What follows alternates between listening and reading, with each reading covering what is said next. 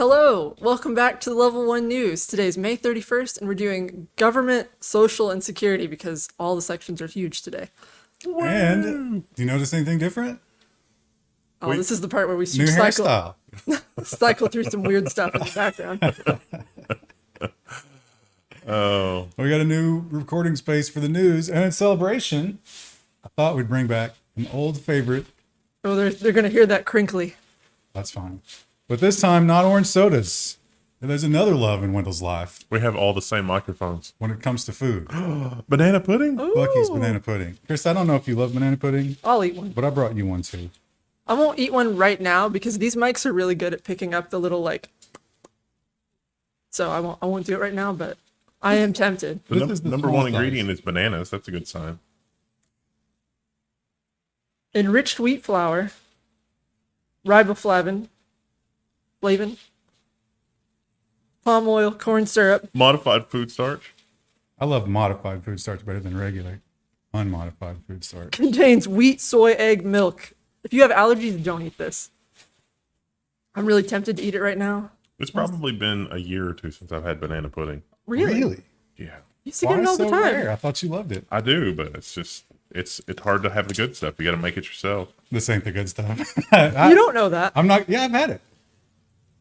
I mean, I haven't had this batch, but I'm not going to break my fast with that. But I've had it before, so I can judge it. Yeah, they've made the mistake. You don't think it's good? I mean, it's I fine. don't think it's banana pudding, is it? It tastes banana-y to me. Whipped cream, I think, is a mistake on banana pudding. Yeah, I it don't just like that. I'm dilutes kind it. of eating around it. The meringue. You got to do the meringue. And that's for sure just out of the tub, Cool Whip. It's at least the banana pudding is not overwhelming banana. It's not. It's more vanilla-y. I think it's Yeah. vanilla pudding. Are you sure it's banana? Any Bucky's insiders? I imagine they make this in the store every day. It's weird. There's no vanilla listed on the. I mean, that's what banana pudding is. It's vanilla pudding with bananas in it. But Oh, some yeah. people use banana pudding. Ingredients: vanilla pudding, Oh. Yeah, it didn't taste like the toxic the banana cellophane variety. banana. Yeah. So it's hard to, like, we know the Orange Crush is the gold standard for orange soda, although you like some of that hipster stuff better. Mm-hmm. But the gold standard for banana pudding is just homemade, right? So it's Yeah. hard to, what's the best commercial banana pudding? Probably this. Really? Yeah. Wow. Oh, High I didn't think it was praise. that good. I'm amazed that Bucky's was still standing. I thought maybe a tornado got it last night. Oh my, the sacrifice I made to go to Bucky's, a tourist trap on the first day of Memorial Weekend. It was madness. And all of you who are driving RVs right now and don't know how to drive RVs, I hate you. I hate you so much. I saw a few on my way in, but not many. They just stop. They just stop because they don't know what to do. They probably don't know where they're going. And they're also a billion years old. Yeah. So, the second best readily available banana pudding is probably like Sonny's banana pudding. I don't know if I would call that commercial though, right? I mean, presumably they are making that in the back, right? Maybe. Well, they make it at Kroger too, and it's not very good at Kroger.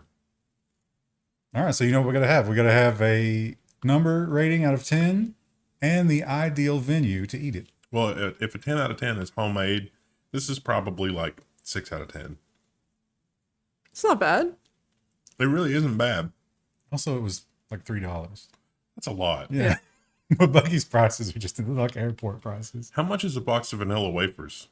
$20 at this At point? this point, yeah, maybe. Hundreds. Because it needs wheat, right? I'm sure they source them wholesale. While I was standing in line, there was an old lady, and she was very upset. And she was like, really getting testy with the guy. And she was like, "Excuse me, do you have anything cold to drink in this place?" And he was like, "I'm sorry, ma'am. The fountains are broken right now, but we have a lot of other." And then she interrupted him. She was like, "Well, do you have anything?" And she and I, like, he had his back to it, but she and I were looking straight at the entire back The wall. wall. It's The beer coolers. cave? Yeah. Coolers, nothing but coolers. And I don't even think they sell alcohol. And he was just like, "Yes, ma'am." Right in front of you. And she was like, "Well, I never." And stopped off. Yeah. Should have given her banana pudding. Why? Yeah, this is really good. I like it. Well, it's an expensive habit and an annoying one to go get. Yeah, $3 a piece. I would spend the time to make A it. little over 3. They do have a bigger size. Is it the bigger size, like $3.50? Are they doing that trick? I think the bigger one is about the same deal, honestly. Maybe a little bit better. Oh, Ooh. I know what's off. Orange soda after? That's fine. Wash it down. That was probably an ASMR segment. Sorry to those of you who don't like ASMR. Actually, those are my least favorite viewers, so I love doing this. We all have our own microphones that are the same, and we'll probably be tuning those parameters a little bit over time. We've got blankets. You guys can't see them, but there's blankets everywhere in here right now because we haven't gotten foam yet. Hopefully And it's also not bad. because we're disposing of corpses. So, roll them up. This is the dead bird room. Well, it's been 5 minutes. Maybe we should go ahead. Yeah. Get on to the news. We've judged the banana pudding. I'm surprised you liked it as much as you did. It's as a commercial banana pudding goes, it's a very, very good commercial banana pudding. It's got the pants beat off of whatever you can get at Kroger, Walmart. I've tried all those. They're not very good. Bucky's strong jerky too. Will you make a trip to Bucky's just to get banana pudding? If I've got a craving really bad, probably. Hey, 24 hours, right? Yeah. If you go at 3 a.m., it's not going to be a problem. Although you'll be getting the old banana pudding on it. Yeah, the best time to eat banana pudding is when if you do the egg whip instead of the whipped cream, and it's still warm, and the outer layer of the vanilla wafers is the only thing that has absorbed the banana pudding. So when you get a wafer, it's still a little crunchy on the inside. Timing is important with banana pudding. You should go to Bucky's and explain that to them and have them make you a special one. But just the small Actually, one. Yeah. Well, let's switch over to some government corruption, of course. Why not? Now, we all know that the antitrust is a big thing for actually both political parties. They actually agree on it for slightly different reasons, but at least they can agree on something, right? We have to get control of the big tech companies because they pretty much, their lobbying power is too overwhelming. they threaten our power. Yeah. And it sounds good until your entire party is about to get crushed in an election. I mean, just ground down into paste. And at that point, you say, maybe we need those lobby dollars for the campaign. In private, vulnerable Senate Democrats back off the tech bill. Democratic leaders wants to crack down on big tech, but others think the party is too big of a risk. So you got Klobuchar and Grassley. This is their bill. And they had a lot of people sign on to it until inflation crushed us pretty hard. And it's not looking good for them in their re-election campaign. So they're saying, I don't know, guys. They're like, we don't know if we should spend time on this right now. And it's like, well, can you just get something done? Like, getting something done would be a positive, right? They also described the tsunami of lobbying that has hit them all in the wake of all this. So big tech they're not taking this lying down. Do you think Lena Khan is privy to all that? And she's like, just let me go. She just comes into the room and throws a chair at him. I think it's too big for her to try to take on without Congress. Yeah. I think she needs them. So It does seem like we are very ineffective at actually tackling the problems that we need to tackle. which is how the system has been orchestrated. Yeah. Purposely. There's a rhyme and reason to it. I don't like the song. And here's a big shocker, right? Did anybody think that they were? A new Senate report finds the government is unprepared to stop ransomware attacks. The same thing we've been telling you on the Level 1 news since we've been doing it. There's a new So piece of 2016? information. The new piece of information that they're giving us, they being the government, is that we're not prepared to do this. And in order to get prepared, you have to give us access to all of your data. If we can't look at it, we can't stop it. That seems like a great way to introduce a vector that ransomware can get to all of your data. Who knew? Who knew? Yeah, not only do they want to be notified immediately at penalty of fines, which that's already a thing, right? Yeah, they did that earlier this But they want any kind of data that might have been stolen, they want it. And they want to be able to come in and look at things in the meantime, just to be sure. Well, I mean, they're already doing it for retinal scans for the ophthalmologists. Why not also your G drive? I would prefer not. And Twitter, remember when Twitter said, hey, we really care about your security, so we're going to two-factor, and you have to do it. And people said, hey, Twitter, I don't really trust you with my phone number. And they said, what, are you stupid? We don't use it for anything but two-factor. Twitter will pay a $150 million fine over accusations of improperly sold user data. I remembered this happening to Facebook, so I had to look it up. It turns out Facebook did the same thing, and they got off a lot easier than $150 million. Better lobbyists, right? Yeah. I was just going to say inflation, but it costs more now when you get fined. Fineflation. So it was the phone numbers. They for sure used the phone numbers in marketing that you use for two-factor, and that was a no-no. And if you are somewhere else in the world, I can understand why you would be so furious that the American government seems to be able to do whatever they want. Jurisdiction, Doesn't matter. we don't care about that. Foreign torrent site operator can be sued in the U.S. Where were they operating? Pakistan. So if you throw up a torrent site in Pakistan, the long arm of Hollywood is coming for you. Pakistan's not part of the U.S., right? just clearing that up. Now, the lawyer or the judge said, well, I understand what torrents are amazingly. Like even Torrent Freak had to point out, like, wow, a judge who understands it. And he was like, I understand that these files were not hosted on this website. This is peer-to-peer. So you can't really make that argument, but I will let the case go forward. And their arguments were like, no, it was. What if the judge is torrenting stuff? He's like, oh, I don't want this to Is go. this going to be another case where the judge has investment in Disney? Because that happened a couple of times. He's torrented every season of Judge Judy. I like how she tells it how it is. And we've talked a lot about ESG. Mr. Musk has really dragged that into the light of day, hasn't it? That was kind of a fun little hidden thing for a while. But it turns out that some funds and financial institutions will, wait for it, they'll take advantage of that and cheat. The SEC weighs a crackdown on phony environmental and social justice funds. So this is going to be fun. Some companies say, hey, we're going to have a fund where we are going green, but not really. And they put ESG in the name of the fund. That's the big sticker. My favorite one, somebody posted a link in the comments a couple of weeks ago, and it was in the UK with furniture making and wood. And instead of, it's cheaper with the green initiatives and the green credits or whatever they have in the UK, according to the stuff that I read, I don't know, to import wood from somewhere else than it is to grow sustainable wood in the UK and not transport it, because the green tax doesn't figure the carbon cost of transportation. So that's going to be good for the environment, right? Yeah, just burn more fossil fuels to get wood to a place that already grows it. We're experiencing some of that in the U.S. with the whole ethanol in corn. It's like, oh, there's going to be a massive food shortage. Should we maybe not convert that corn to not put the ethanol in the gas? No, we worked hard for those subsidies. We're going to keep them. But we could just eat it instead of driving it. But here's the thing. They know, Big Corn knows that they never get those back if they let them go. Yeah. So there's a reason they don't do that. So we're going to starve. All right. Sounds good. But we'll have so much corn syrup. Don't drink the ethanol. You know how people used to eat those like sea biscuits? Sea biscuits were actually a little unleavened bread we'll be eating that, but they'll be so sweet and delicious. That corn syrup. That's different. And sanctions are a big thing. More and more countries are getting sanctions from the U.S. against them. And in the age of instant transactions and cryptocurrency, that's an easy line to cross. U.S. issues first criminal charges in cryptocurrency sanctions case.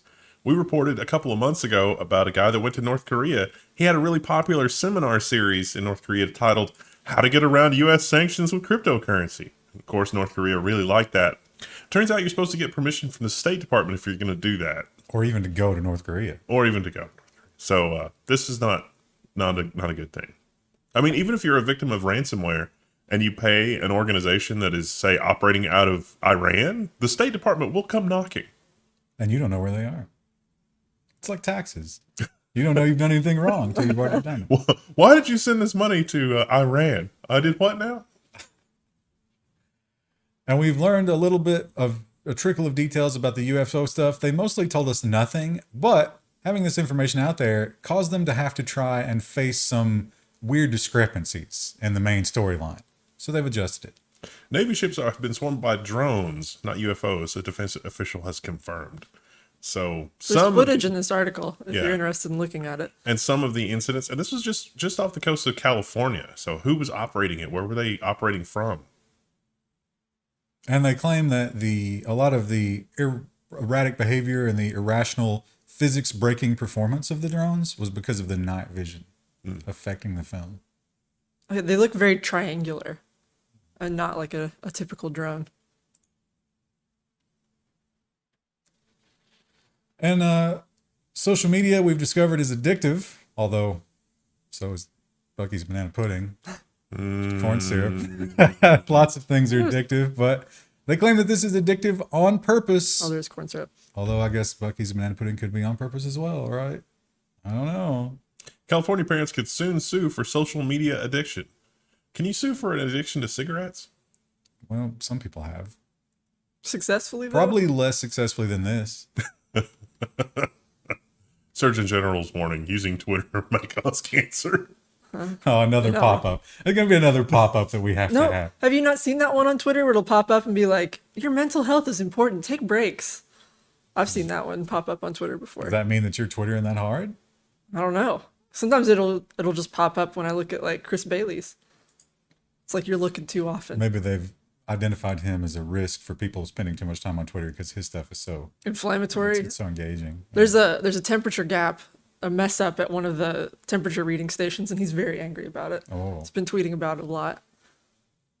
I bet those poor guys trying to fix whatever that is at the temperature station are really tired of guys like Chris Bailey. Yeah, well, he's like, we're getting bad historical data because there's this like 2-degree gap in this area, and it's like, are we really okay? But he's mad about it. Well, that's not the only social media law that is going to cause some waves. This one from Texas is also, this is a Reuters article and it got paywalled. I read the Gizmodo one. The Gizmodo one just attacks this governor the entire time, like just mercilessly. And yeah, he's probably an idiot. I mean, this is a dumb thing, but think about if they did that to AOC. Yeah. Think about the backlash. Google's quote-unquote private browsing mode is not really private, a Texas lawsuit says. It says that even when you're in private browsing mode, Google is still tracking your IP address and can correlate the data after the fact, so it's not really private. And that they are for sure still tracking that location data. They could choose not to. They choose to. They're never going to not choose to get more data. I think that's accurate. By private, you mean it's private from yourself. You can't explore it in your own history. We still know. Yeah, other people in your home might not know that you went to that website, but Google will always know. Is this monkeypox? Google will know you have it, but your friends won't. And Google will tell the CDC immediately. And Mark Zuckerberg, some skeletons in his closet, some big skeletons, skeleton brutes are waiting, and they're coming out. DC Attorney General sues Mark Zuckerberg over Cambridge Analytica data breach. Now, it's been so long. I actually looked at this. And I expected the lawsuit to be like well put together and well reasoned and a lot. No, I looked at this and I think the DC Attorney General is doing this for purely political reasons. There's not really anything substantive here. The whole lawsuit basically says you're enticing people to give you private information, which you then turn around and sell. Yeah. It's kind of been the business model all along. Yeah. I mean, was there a problem with that? You guys didn't indicate that at any other point. Yeah, I was really hoping for like a smoking gun or something, but there's not. Well, Texas, DC, and of course, Florida, state after state, going to war with these social media companies. Appeals court, Florida law on social media is unconstitutional. We're focusing on this instead of things that are actually important. Woo. That has to do with the, you're not allowed to take stuff down. The court said that is Twitter's First Amendment versus your First Amendment. Private company, yeah. It's theirs. They can do what they want with it. And that's what we've said before. But I mean, there's a lot of problems with that because they are editorializing and stuff like that. But we got to fall back to the basics. You got to go back to the Constitution, even when it's annoying for you. You change the laws to like change what Twitter is, not what free speech is. If we head down those roads, then it's a very insane, slippery slope. The solution really is to turn Twitter into an open protocol messaging thing. But then I think it'll die. I don't think anybody wants that. Yeah, well, because everyone will disseminate to different mini platforms of that, and then you won't see. Or they'll go to whichever one gives them the addiction algorithm. Well, they like it. I mean, that's how messaging was on the internet in the beginning. It would be more of a return to how it was in the beginning. Because you would post a message on your server, which would be replicated to in many servers all over the internet. Yeah, that's like people who talk about gun control and compare it to before we had individual cartridges. So we're talking about like musket loaders. It's like, well, it's not really the same argument, is it? You can't really put that genie back in the bottle as easily. And Spain is one in a long line of countries who are rather belatedly realizing, hey, we don't manufacture anything. And when China stops, we're in trouble. Spain to invest 13 billion to build a microchip industry. Nothing in this article makes me think that the prime minister or anybody else in Spain understands that this is going to be a 5-year plus operation. They have to have the staying power for this. I think 5 years is optimistic. Yeah. Yeah, it could be 10 or 15. And I thought about putting this in the robot section, but I decided for government because it was the Dutch police. And I don't know, I feel like this may be a little bit of just a PR stunt. It is. Is this really going to help anybody? It's kind of also feels a little cruel, but Maybe, yeah. The Dutch police create a deepfake video of a murdered boy 13 in hopes of new leads. The paradox is probably going to be that, yeah, they'll probably get some new leads from this, but not because they did this, but because this is the first of its kind. Also, when they do stuff like that, the number of false leads that they get is overwhelming. Yeah. People feel a real need to call up even when they've got nothing. It's like those people who, write the Amazon reviews and say, I don't know. oh People yeah. really just want to participate. Oh, I could talk about that for like someone will have a question like, "What's the length of this sleeping pad?" And someone just like, "I'm not sure. Look at the thing." And it's like, "What? Why did you answer? Why?" Because that same compulsion, I don't know what it is. It's like people in the Twitch chat who want to tell us that they're leaving. Okay. All right, No yeah. one See ya. cares. Yeah. Come back. The rest of the room's going to continue having fun. Go ahead. This is a lie. This is not, I don't call this 3D printing, do you? No. I don't know why. That's just a ridiculous headline. Popular mechanics, you're better than this. China is 3D printing a massive 590-foot tall dam and constructing it without humans. But what they're doing is more impressive. So this is the picture is actually the Three Gorges Dam, not the actual construction project. So yeah, maximum laziness from Popular Mechanics. Because it doesn't exist yet. I don't have any pictures of the stuff. But there's going to be robots, like swarms of robots, construction robots, Constructicons. And they are going to be just, Printing in 3D and concrete. but not printing. They're just actually building a thing. What's the printing part? I thought that they Pooping were. out the concrete, maybe. Yeah, I thought that there was going to be a robotic concrete extruder there somewhere. But that's just a concrete truck. That's how they work. It comes out into liquid and becomes solid. What is this madness? It's a printer. This article also neglected to mention that the Three Gorges Dam has altered the leap seconds in our computers. Like normally we add leap seconds, but the Three Gorges Dam is holding up so much mass, it's changed the rotation of Earth. Think that might have some climate impacts? Has anyone looked at Lake Powell or Lake Mead lately? Normally we have a leap second by now, but we haven't. I think most people are just like refusing to look at it and Yeah. ignore. It's like, that's not happening. It's That's not happening. It's happening. And the saga of Arm China. Which is a different company. It's been a roller coaster, and it's not going to stop now. We thought that it was over after they had seized their whatever the letter of mark or whatever that they have to have and got their building back, but no. Mysterious firm seeks to buy majority stake in Arm China. Chinese joint ventures ousted CEO tries to hang on, but who will get control? It's the Lot Cap Group. Nobody knows who the Lot Cap Group is. Yeah, I looked it up and I was like, who? Secretly Elon Musk. Probably. Oh, good grief, yeah. And speaking of Elon Musk, it seems that the heat at Twitter has gotten too hot, or maybe he knows what's in those algorithms that might just about be exposed to the world, and it's time to distance. Jack Dorsey steps down from Twitter's board. Now he can say mean things to Elon Musk. Go get him, Elon. That's what he's thinking. Didn't he kind of step down a little bit before? He might be being forced out as well. He was CEO, so he stopped Yeah. being CEO, but he stayed on the board. He stopped Right. being CEO very abruptly. Yeah, I think he was. I mean, maybe he left because he wants to fight Elon, but he might just be like, no, I'm done with this. Or maybe because the company has now been revealed for being mostly fake and is currently on fire. All those followers, they're not real. Title. All right. Twitter shareholders sue Elon Musk for sowing confusion to drive down the price of a deal.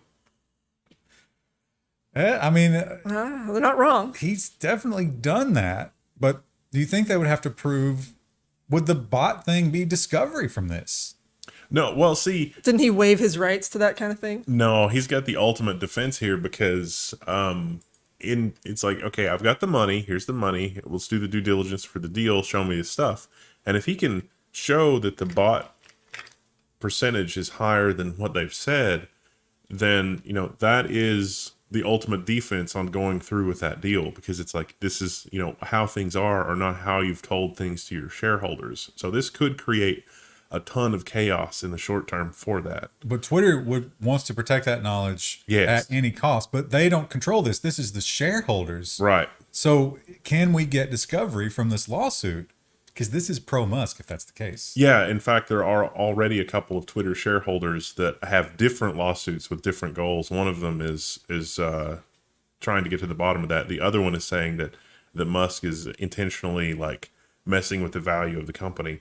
And also because Tesla's lost so much money, a lot of investors in Tesla are impatient with this and want the whole Twitter thing to go away. So it's pretty fun and interesting thing. But also, every tech company is getting slaughtered right now. Yeah. Yeah. So how do you prove that it was him and not just the market?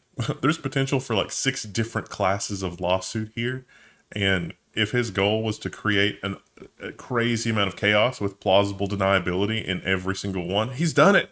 What's he up to? Is there a bigger game here? And if his goal was to spend $1 billion to destroy Twitter and create something to compete with it, he has certainly done that. Yeah. Will that eventually come up as a thing, though, if he starts promoting it like a year later? Will they?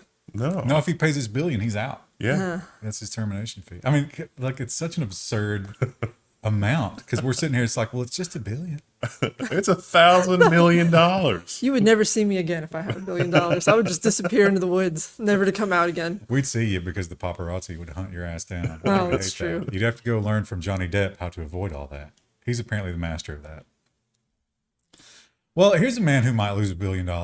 And it might be from lawsuits. But if it's from lawsuits, it will also be that in addition to this. Zuckerberg's Metaverse to lose significant money in the near term. Now, that's... Okay, so the Bloomberg headline is just parroting what they've said themselves. No, yeah, they're quoting him on a conference call. Yeah. But the article also expands on that with a lot of things they didn't discuss in the conference call for other ways that Meta is going to lose significant money in the near term beyond just investing it into the metaverse. And he's saying it could be 15 years. Do you really think Facebook or Meta stockholders want to invest for 15 years? No. You think some of them might be looking at retirement before then? Yeah. So I don't know if I would want that stock in my portfolio. But Facebook is still suffering from some of their previous problems that they had, and they're trying in very small incremental ways to give us solutions for that, I guess. Facebook opens political ad data vaults to researchers. Social network builds Fort. It's literally called Fort to protect against an onslaught of regulation and investigation. Fort stands for Facebook Open Research and Transparency. Forts have always traditionally been to keep people out. Yeah. It's a curious acronym to use for that.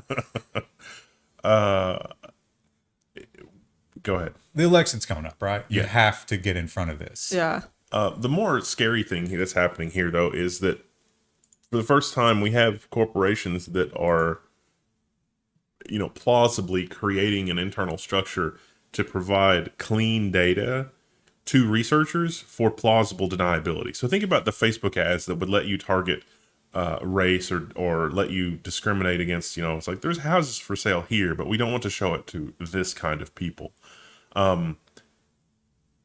Facebook is beginning to build a corporate infrastructure so that they can still do that, but provide data to researchers to say, well, the algorithm didn't explicitly do that, and here's the data proof. And it's like, well, but it had this behavior ultimately. And it's like, that's a wacky coincidence of the algorithm. Every time it works that way, though. They only have to leave out a very small part Right. to create a gap that would make you think it was something else. Yeah, exactly. And this is it's a very interesting branch of, like, what do we call this? Because it's like, you know, malicious compliance data. I think we call this human garbage. And speaking of unpopular men, I think he might be number one right now. Although this is certainly not new news. No. No. And at this point, I don't think anybody's trying to hide it. No. Facebook has been slammed for spreading Vladimir Putin's propaganda in NATO's east. So people that are using Facebook in the east side of NATO, it's like they're seeing some weird stuff. And it's like, is this true? Can this be true? No, it's not in fact true. But oh boy, is it getting clicks. Which the algorithm says, oh, we should show more of that. here's another story where this is the exact same story we saw before. Yes. No details are changed. Nope. And they're just rolling it out again. But this is a different event, right? Yeah, I think so. So like this, I guess they said they fixed it, but I guess not. The BBC reports that a female avatar has been sexually assaulted in the Meta VR platform, campaigners say. This is basically the same thing that we reported on, gosh, what was it, 6 months ago? Was it even 6? It might have been like 2 or 3. It wasn't that long ago. Yeah, so, you know, there's not a lot of moderator protection. And once again, it's once you bring it to the attention to moderators. If you create your own thing, then unless something's happening in there to bring moderators in there, that's your own thing. So this is... Well, they have like that bubble thing too, where you can be like bubble on and no one can talk or interact with you at all. You think she didn't do that, or it didn't? It didn't that at say. all? There's no details. Yeah, but it kind of seems like it defeats the purpose of the metaverse. Like if you're going to go and just sit in your own bubble, like why would I not just do that IRL? And I think probably what is leading to a lot of this. I mean, I'm not excusing it. You're a terrible person if you're Right. harassing people in the metaverse. But I think what happens is people get hyped about the metaverse, and then they go to the metaverse, and it's terrible. It's just like the real universe. You got to make your own fun, and their mind immediately goes to, all right, let's sexually harass. What could be more fun than that? Woo! Why do you have headphones around your neck? I noticed right. that earlier, but I wasn't going to say anything. We should mention this. We did a watch along for was it season 2, episode 1 of Picard? Star Trek Picard. If you are on Patreon or Floatplane, you should be able to see that. If you are not on Patreon or Floatplane, we put it at a lower tier on Patreon, so you can check it out. So And if you think like I gotta see more of this, if we get a lot more people joining Patreon and Floatplane because of it, we'll definitely do the rest of the series. yeah, we were considering it anyway because it did have some pretty good positive reception. But You're going to have to get closer to your mic. You sound far Oh away. really? oh no, Oh. are you listening so you can tell? Yeah, Krista sounds amazing. I'm trying to be right on top of it, but I lean out when I feel like You I'm can breathing press too that. loud. Yeah, it's got this. Doodly-doo. Sorry. That is no mic company's really gotten that really good. No, yeah. And these are plastic too, so that's trouble. Yeah. These are German manufactured, so... Well, we learned about Apple's new Metaverse headset and didn't get a lot of details about it. It seems people have been so rabid for it. They're trying to go to the source. Apple's headset said to feature 14 cameras enabling lifelike avatars. Jony Ive has remained involved with the design. We really need you to know that Jony Ive is involved with this design so that you don't immediately assume that it's the dumpster fire that it looks like from the screenshot. Do you remember rainbow gradients? Because that's what's coming back to the metaverse. The article also mentions there's some kind of internal struggle going on with, like, do you wear the battery pack on your belt, or do we make the battery a part of the headset? I feel like I'd prefer it on my belt because that would make could it be so heavy. annoying. Yeah, the weight is important, but having it on your belt is going to be super annoying. Because if you're moving around doing fun metaverse stuff, if you're fencing, Yeah. Apple's really worried about, you know, conveying your facial expressions too. I mean, I get it, because sometimes I send an email and it's like, I really didn't mean that in a condescending way, but oh right, You got to hit him with the smiley face when you because do that. a ton of the cameras, like half of the cameras, are looking at you. yeah, That's so invasive. Dystopian. we're going to build a lot of data from that, and then it's going to be like Clearview AI lie detector, the app. Oh, for sure. Chris, I liked what you said. I think it was last week. You said you had issues being perceived. Yeah. I don't like being perceived. I do it for you guys, but I don't like it. That headset is going to perceive you So hard. like as hard as you've ever been. Constantly perceived. being perceived. Yeah. Well, Brexit. Now, when Brexit happened, this is confusing to me because when Brexit happened, I was assured that pro-Brexit was Russian propaganda, It was the will of the people. right? Yeah. Was that not the story? That should have been. Russia wanted to disrupt the EU, so they did Brexit and they used their misinformation campaign. But now it's been leaked, and this is the leak you would think was anti-Brexit. Am I understanding that correctly? Yeah. But again, it's Russia. Reuters reports that Russian hackers are linked to new Brexit leak website, Google says. So the Russian hackers are leaking to sow dissent? I guess you dissent one way and you wait a little bit and then you dissent the other way. Is that? I mean, they did play both games during the election. Both sides off of each other. Then how were they responsible for getting Donald Trump elected? Like 4 or 5 Because years that is ago. the official Well, there's story. also like the sanctions thing where they sanctioned a bunch of people, but then they didn't sanction Donald Trump. which was again Is just that just like, yeah, is that a mind game, or like, why are they doing that? But how is going in both directions? Are we talking about, maybe it's like, in our case, it would be the FBI doing one and the CIA doing the other, and they just don't like each other. that's definitely One not hand doesn't happened know. before. Maybe the old KGB guys and then the new FSB guys, and they're just like, no, we should support Trump. Nah. They're just a little bit more sophisticated than the pliers under the fingernails kind of thing. It's like, oh, Well, this is Australia, so you know where it's going, right? I mean, we really don't have to even say whether it's going to be good or bad. We just have to say it's Australia. tough to forge, quote unquote, digital driver's license in Australia is, in fact, easy to forge. A litany of security flaws allows forgeries that are quick, easy, and cheap. Also, don't give your phone to law enforcement. That's not a good idea. Oh yeah, I don't like that. Yeah, keep it in your hand. Do never hand it over to them. They especially try to not take law. it, and you're just like, no. Yeah. Just No, that is. claw I don't know it. about in Australia. That's but resisting. That's your Chris right said. here. Well, Stop resisting. so they built all this stuff into it. It's got an animation. It's got a QR code. It's got like various little watermark type deals. What they got wrong, it's a 4-digit PIN. So a brute force takes about 45 seconds. Oops. And then once you have somebody else's, you can modify it to make it look like you. You're updating your photo. Then you can just use their identity. Did you gain 300 pounds? Yes. You got to find somebody that looks a little bit like you. Chris, I thought about you when I saw the story because you are always the one. I use DuckDuckGo, but honestly, I just feel there's been a lot of headlines like this in the last like 6 months, and I'm like, I should just switch back at this point. I mean, you probably are getting a tiny bit more privacy, but at this not point, much. it's really a question of, do you want Microsoft to have it or Google to have it? Yeah. That's the question. DuckDuckGo isn't as private as you thought because they use stuff from Bing. Which we said before, and were mercilessly attacked in the comments. But We've seen a few stories about this now. it's not just that they use it, it's that they had to sign agreements when they made that contract. It's like, no, you won't turn off the tracking. The full story here, though, which I think the Review Geek people missed, is that DuckDuckGo tries to aggregate your searches with other people's searches. So even though it can't comment on the tracker, and even though there's a tracker there, your searches theoretically are being mixed with other people's searches. And so there is a degree of anonymity there. I just wish that were disclosed better. Or at all. Because somebody was just looking at what was going out of their searches, and they're like, wait a minute. I know the Microsoft telemetry IPs. That's what those are. Rip. And of course, the security section could not be complete without a terrible hack compromise that somebody could have easily avoided. Hackers compromised some Zola user accounts to buy gift cards. Zola's a wedding registry website. Krista, did you do an online wedding thing? I think we did like a little short website, but we were registered. Where were we registered? Amazon, maybe like one or two other places. But we didn't use like any system like that. Zola claims that this was credential stuffing from other leaks, and these people were reusing their passwords, and it's nothing that Zola did. Don't know about that.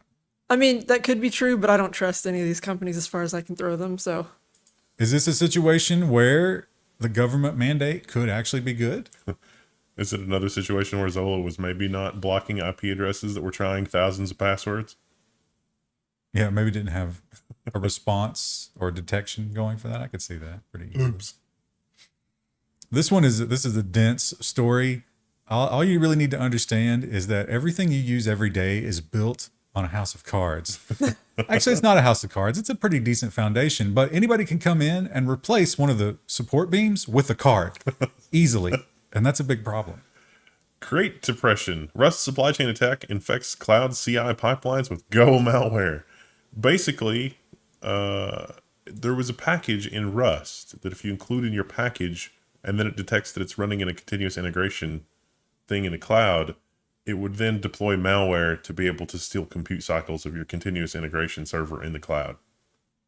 So they probably got a hold of an old package that was in a lot of this stuff that was popular with people that you're using the cloud integration, and they poisoned one. And now we have this. And how would you even know? Like most of the developers that are working on this, they don't even pay attention to anything like that. They're just like, it doesn't go. I don't know why it doesn't go. they poisoned the water hole. Oh, it's going to go. Nah. That was the joke. And trucks. Now we've heard about catalytic converter theft. That's a big one. This one's amazing. We've heard about drilling gas tanks.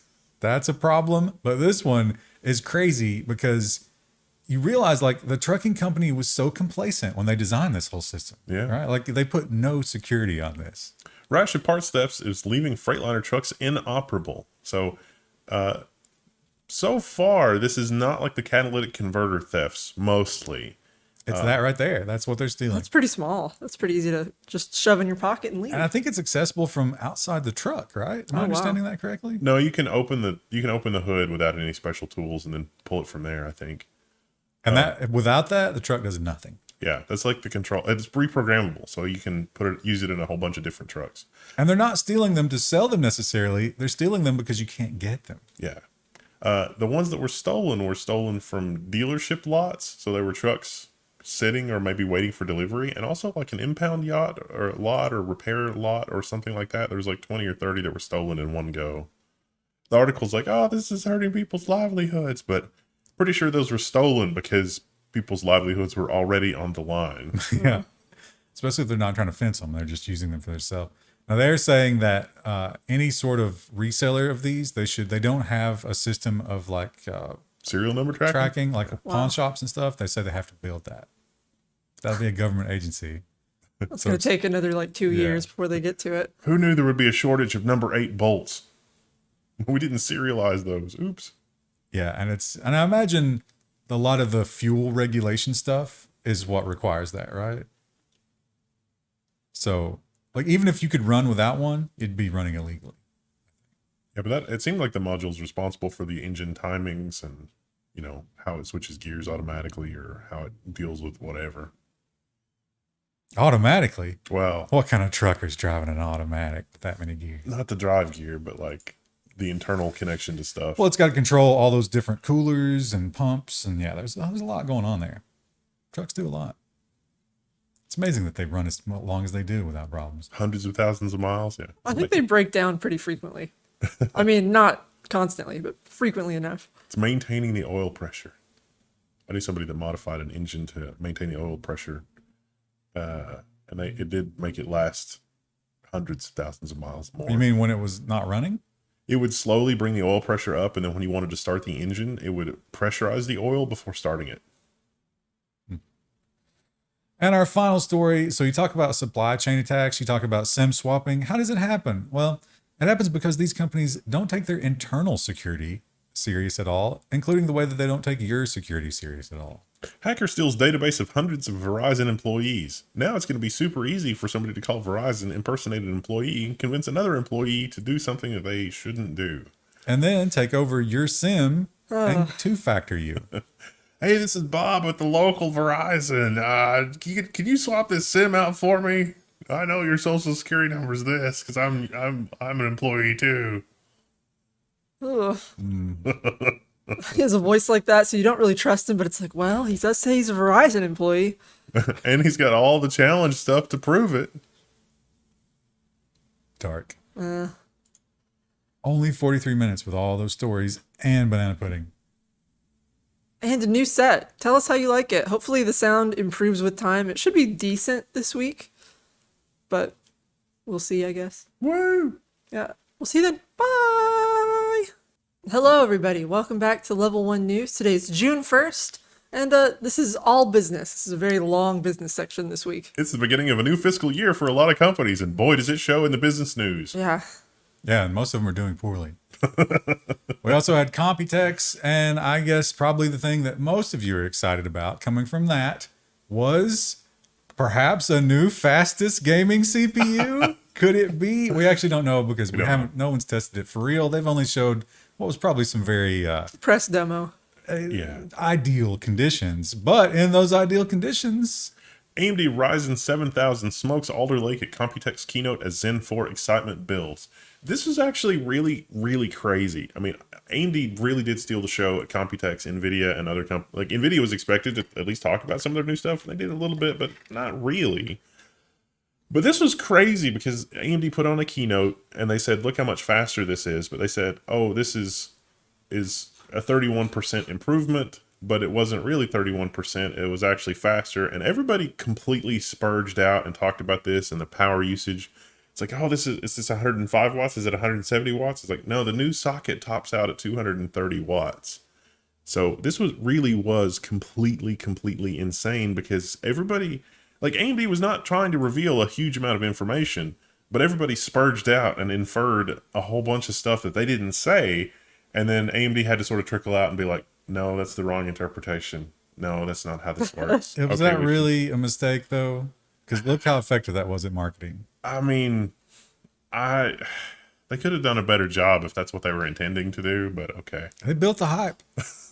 I don't know if they built the hype or if they're just, people are just, I Hype don't know. for them. Yeah, the people that are fans of AMD are taking it as validation and saying they're going to completely dominate the universe. And the people that are fans of Intel are saying, oh, only 31%. It's not going to stand a chance against Raptor Lake. And it's like, don't play the game. Wait, are you saying that it's red versus blue and they both live in completely different realities?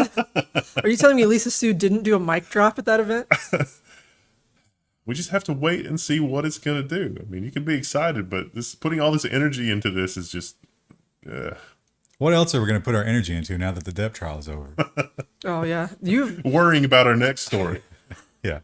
This is, it seems like as these companies hit financial struggles, what's happening is the worst possible thing for the consumer, which is massive mergers and acquisitions. It's official. Broadcom to acquire VMware in massive $61 billion deal. So Broadcom, they make chips. VMware makes virtualization software and infrastructure. At a financial level, this will probably help Broadcom weather a looming, silicon production chip. Great Depression. Yeah, sort of problem. And VMware is the number one company in the world that does the virtualization type stuff, but it's also an increasingly crowded market with very, very sophisticated free or cheaper or open source products. VMware is still way ahead of the curve in terms of technology. VMware's corporate history versus Broadcom's corporate history, I wouldn't be surprised if Broadcom gets out the patent lawsuits on competing stuff. So, and that's good for everybody. Yeah. Well, Apple stunned the world with their M1 chip. Nobody expected them to leave x86 with that kind of amazing power. And then they got the M2, and that's also good. And all the other companies are kind of just like catching up. So what do? Well, you assemble a team. Samsung is assembling a dream team to take down Apple's M1 in 2025. Let me give you an alternative version of that headline. Samsung is assembling a team to take down IBM's MS-DOS in 2025. little late here. They point out that Intel also has a team. I think, didn't they say Broadcom has one too? Yeah. Everybody's got an anti-M1 team. But they're already, like you say, past the M1. Yeah. Yeah. Chris, are you struggling over there? Yeah, my well, I don't have contacts in today because my eyes have been driving me crazy. And there's just something all in me that I cannot stand. Did you touch the whipped cream and touch your eye? Oh, No. what if you're allergic to the bananas? Oh, no. Ryan Or- poisoned me. You guys saw it here first. Not the bananas. Oh, I could have, right? Because I could have easily just popped the top You off. could have. Yeah, you could have killed both of us here. No, I think it's allergies. It's just a lot of pollen. And my eyes are not dealing with it well today. So I'm trying to not stare at the lights. But The rain has been nice to clean the air. yeah. Well, there was some real hype a couple of years ago. Actually, wow, it's been a lot of time now, hasn't it? It's crazy how much time has passed since we found out that Wisconsin was getting chip making in a big way. They were going to make monitors there? Oh, they were going to do something else? so many things. They were going to do a lot of things there. That was going to be so many employees and all this ton of infrastructure investment, and they had all these guarantees. And now what do we have now? The Register reports Foxconn factory fiasco could leave Wisconsinites on the hook for $300 million. I like the sub-headline. What's Mandarin for where's my money? This is the Register, which is not even a U.S. news agency, and they're talking about what's going on in Wisconsin, asking the real questions. Where's my cheddar is what they should have put. Yeah. How much cow milk would you have to trade for $300 million? So many. So this doesn't tell us anything that we don't already know, which is there's not really a lot that's been happening in the Foxconn. Looks like a dystopian hellscape. That's exactly what it is. So they're saying that they need Foxconn to keep making the minimum payments just to keep people from ripping the copper out of that place. And Foxconn's like, well, I don't know. And then they're talking about, well, maybe Intel would like to come and just buy this at a fire sale. And Intel's like, I don't know. We kind of like Ohio right now. They've already committed to Ohio, I think. So it's tough. It's tough for Wisconsin. And this was by, you remember their governor that had all those scandals? Yeah. That This was same his guy. thing. So Yeah. everybody's like, well, Look this was what I probably did. always corrupt, right? Yeah. Also, that was a big Trump campaign Yeah. point. It was going to, I don't think he could have known that it would have gone into this, but maybe don't count your chickens so early, especially in the chip fab game. We know that Apple now gives out repair kits, and we have a great step-by-step from The Verge on what that experience is like. It's terrible. Apple shipped me a 79-pound iPhone repair kit to fix a 1.1 ounce battery. The Apple Right to Repair kit, this is an exercise in malicious compliance. Yeah. It really is. You get 2 Pelican cases. You have to have both of those. Yeah. It's like, this is the minimum you should- need to repair the iPhone. And you should read there's a cost breakdown of like what everything costs. And also you have to have like a credit hold or something yeah. for the repair kit because you have to make sure you send it back. Listen. This is expensive stuff. Yeah. I mean, It's like $1,000. and it's good. It's totally fine. But here's the thing. Apple, if they're going to do this, you should let, Bob down at the mall buy these. And when somebody goes to look for iPhone, it's like, hey, Bob at the mall has got one of our repair kits and he's got parts. And he doesn't have a terrible rating from other people that have had their phones repaired by Bob. Why don't you go see Bob? That seems reasonable. Because people would actually do that. And Bob could, They're missing out on that money. it's only like $1,200 of equipment. And so, like, if you're Bob and you've got a mall kiosk, $1,200 is nothing. The mall's probably charging you more than that monthly just to have a little tiny kiosk in the middle of an aisle. Yeah, see, but this isn't the cost to buy it. That's the cost to rent it for a week. No, it's $1,200 if you keep it. It's only $200, or it's only if you rent it and return it.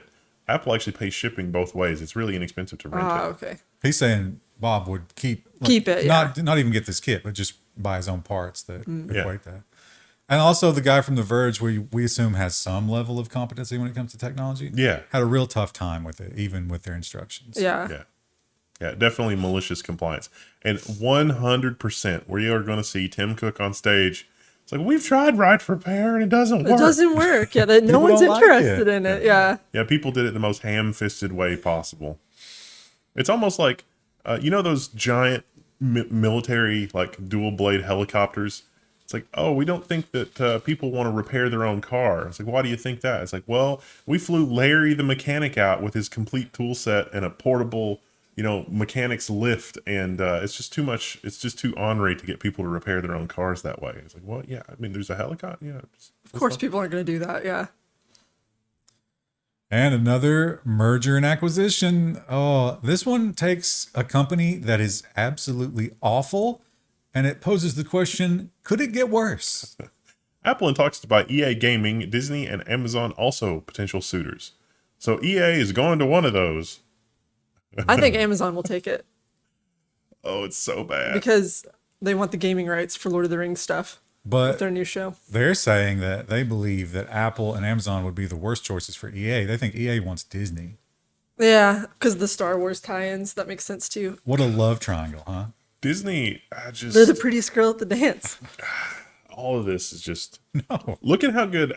They aren't really. Look how good Apple's done with their original programming too. They've got like the Foundation series and some of the other stuff. Apple has no idea how to be Netflix. None. I'd say that's Wait, true of most of these. Netflix? Yeah, because the Apple is doing. They're trying to Apple- do tie-ins like with their existing IPs. So like the reason that Disney wants it is because EA does the Star Wars games. The reason Amazon wants it is because I think EA has done some work for like Lord of the Rings Hobbit games. What's EA's? They got FIFA, right? Yeah. Do they have Call of Duty? No, that's Activision. That's Activision, yeah. What do they have? Battlefield? They got a lot of stuff.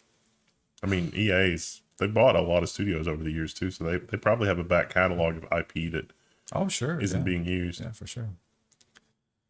Well, Amazon did their convenience store, and then they did a bigger grocery store, and now they're saying they're going to branch out to even more stuff. Amazon is opening its first physical clothing shop with brands like Calvin Klein and Lacoste. I think Lacoste. it's Lacoste. Lacoste. Who wants this? Hipsters? I don't even think hipsters want this because kind of the joy of online shopping is you don't have to go into a messy, disorganized storefront. And this is inevitably going to turn into a messy, disorganized storefront. Well, maybe not, because in fact, you don't ever pick up the clothing. Everything is just staged, and you QR code it, and then it's waiting for you. Or you can just have it shipped to your house. You don't even have to like interact with other humans. We can just go through and click things. Pick an outfit, yeah. Sir, can I just put this in your car before you leave so I don't have to drive to your house? No. Okay. Or also there's a third option to have it sent to your private dressing room that will be assigned to you via the app.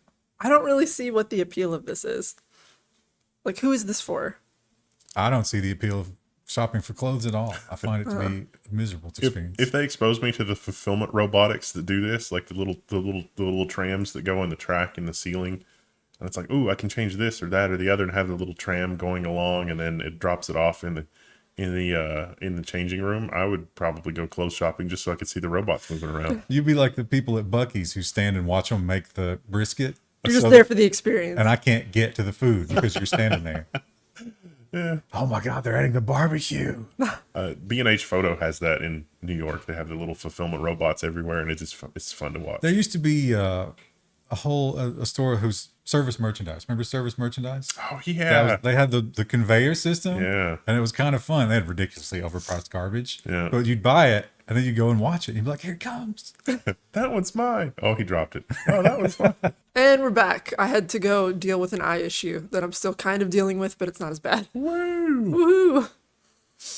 You know what else has got an issue that they're still dealing with that they really wish that they weren't dealing with? Amazon. That's probably just as bad.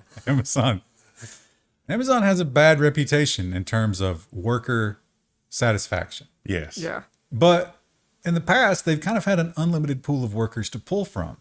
Could it be that they've worked through that at this point? They've worked through the entire pool of workers. Yes. So there's a lot of articles this week. This one's from Business Insider. It's paywall. I don't even have the title, but Amazon's, there's a fun description here. Regretted attrition. So Amazon tracks the people that leave Amazon two different ways: regretted attrition and unregretted attrition. Remember, they automatically fire the bottom 10%? Yeah. So that's like attrition that they're like, no, that's good attrition. But this is bad. So These are people they actually care about. yeah, it's not a good situation if you're Amazon and the talent pool literally doesn't want to work there. Or anywhere at this point. And it's not just warehouse working that we're talking about when we're talking about regretted attrition. Yeah, these are office workers who are going to other tech companies because other tech companies pay better. And yeah, we've been doing stories about tech company after tech company. It's like, yeah, we're going to have to raise our pay rates a little bit. I got to maintain these people. And when you don't have anybody working, guess what you don't need? Amazon is shedding warehouse space as sales slow. Excess space is adding about $10 billion to costs the first half of 2022. Wow, what a line item. Not just extra warehouse space, they're also subletting their warehouses to other companies. So Amazon thinks that the downturn is not temporary. Does anyone think it's temporary at this point? And if you're not using your own warehouses, what are you going to do with that fleet of delivery drivers? Are you going to fire them too? Maybe not. Amazon tests having drivers make deliveries from local malls, bringing packages from the mall to your doorstep. That mall real estate's also real cheap right now. Yeah. Pop a little fulfillment center in there. Plus, you can they'll hustle out to the other stores and pick up stuff for you if you want. This actually could be pretty smart. What would you want from the local mall? I was going to say, the mall's kind of an experience, right? I guess maybe a pretzel. I'd maybe pay to have someone deliver a pretzel. A 2-hour-old pretzel. Yeah, it wouldn't be as good if it's not warm. And privacy, well, that's a big thing right now, right? Yeah, people want privacy. And as we found out, even DuckDuckGo doesn't give you that. Who is left that does? I don't know. Do we still trust this name? I don't know. It's toward the top, but you got to say, right? Like if you're going to make a choice, this has to be in the running. Proton Mail unifies encrypted mail, calendar, VPN, and storage services under one new Proton brand. For just about $10 a month, US, a little more, a little less, depending on where you are. You can get all of that powered by Proton. I mean, I pay that for a VPN. Proton has also a good reputation in terms of doing things the right way. Ringing endorsement. They have been pushed by authority to do some bad things, but I don't think they had a choice. Right. It was gun to your head type of stuff. Yeah. So what can they do? We tried to do it even more securely, and then law enforcement was like, not so fast. Now, last week we learned that Microsoft is actually going to be paying people more to try to compete with the whole Amazon situation. But it's a zero-sum game. That money has to come from somewhere, especially during a tech downturn. Where do you think they're going to find that? Microsoft is going to slow hiring in Windows, Office, and Teams groups. Oh, not Teams, which is already the pinnacle of Microsoft's products. Do you think that's the testing team? Who will make Bummer Burt stickers now? What sort of process exists inside all these companies that a large company just can't make non-garbage tier software? Yeah, it's the committee that's demanding that they add the data tracking and telemetry and The NPC dialogue options in Teams. subscriptions. The loud voice in the meeting that doesn't comprehend and insists on being heard, and then their feature gets added, and it just takes a lot of effort. Yeah, the one with their camera on in the Zoom call. They're that person. They like to be perceived. And Microsoft is certainly not blind to the ARM revolution. Everybody's fighting about the new prettiest girl at the prom, right? And Microsoft's got to be a part of that somehow. Microsoft brings support for ARM-based AI chips to Windows. This is actually kind of a bigger story than this, because this is not necessarily ARM-based processors for computation. This is ARM-based AI accelerators. So you Kind of like a GPU for AI. Yeah. So face recognition or other types of tasks, you know, Excel. If they get an AI accelerator that makes Excel go faster for certain things, they'll sell 1 million of them tomorrow. But I think that sort of predicts a world where every need for computing is also going to need AI as it invades every aspect of our life. Like a math coprocessor. Yeah. And Microsoft is also doing some cool things with virtualization. This certainly seems convenient, although it does come with a price tag. Microsoft DevBox will virtualize your Windows development PC in a browser. It's just remote desktop in a browser. That's all it is. They're gonna spin up a virtual machine in Azure for you and connect you to it whenever you need it. That's all it is. And if you don't use Edge, it'll probably nag you. Yeah. You should be using Edge. It'd be faster. Oh, here's one that again. Oh, I actually did. That was offline. We talked about that. But my dad is the biggest sucker for add-ons and malware, whatever. If it says install, he just clicks it. He's like, okay. Just clicks everything. So I imagine a year from now, I'm going to go and look at his start menu, and it's going to be nothing but just evil stuff. Microsoft will support third-party Windows 11 widgets later this year. Widgets that might appear on the Windows 11 desktop soon too. This is the sidebar thing that I mocked in the Windows 11 video that we did. And yeah, here we are, quarter 2 2020. Oh yeah, quarter 2 of 2022, almost quarter 3. And you still can't add third-party widgets to Windows 11. That's a great way to add a feature to the operating system to get people to use it, is to just lock them into the god-awful widgets that you bundle with the operating system. It's a good job. Somebody, again, the committee, it's like, we should add this. And it's like, oh, this is really useful. And so then the committee makes it into something that literally no one will use. And then inside Microsoft, they're like, why does nobody use this? Do you think there's any chance that they might put some widgets in there that I can't uninstall, that I don't want? Oh, yeah. That's Well, they need that definitely- analytics data to show that someone's using it. So absolutely. Will Cortana make a comeback? I'm really waiting for the thing where it's like, I want to run this application for you, but I'm going to need you to give me some interaction stats in the widgets before I run your application. Take a selfie. Yeah. Wouldn't you rather take a selfie than launch Microsoft Word? No. And there was an update to this story. They did confirm this is on the beta branch. This is not the main branch of Windows 11, but it's still a pretty embarrassing thing. Windows 11 CPU usage reporting is apparently buggy, including on Task Manager. So, CapFrameX works on game benchmarking stuff. Sort of noticed is like, hey, all these tools aren't reporting the same amount of CPU utilization for different games. And it's like, in this game, the CPU utilization seems absurdly low. Turns out that was a mistake. Seems like a big one. Yeah. Your operating system can't accurately count how busy the CPU is. That doesn't seem like a problem. Seems like that could lead to a catastrophic failure. It's like the electric grid not knowing how much electricity your house is using. Are you sure this bill's right? Oh, you're right. It's just $5. Okay. One thing we've learned about Google is that they are at war with the dating apps, and it's across the globe. The Dutch are really, really serious about this, and they haven't been able to find any common ground, but maybe we're starting to see a little bit of compromise. Match Group and Google reached an interim compromise over app payments. So this is your dating app that you It's like pay for. OkCupid. There's a few of them that are all under Yeah, this. and it's all owned by the same people. OkCupid, Tinder, and Hinge. I don't know what Hinge I've never is. heard of Hinge. If you go through the app, Google wants a cut. So the compromise is that they're going to put the money in an escrow account that they would be paying Google. And Google said, okay, we won't make you change the way that the payments happen, but the money goes into the account. So, And then whoever wins the case Yeah. gets the purse. Yeah. So we'll find that out in 7 years.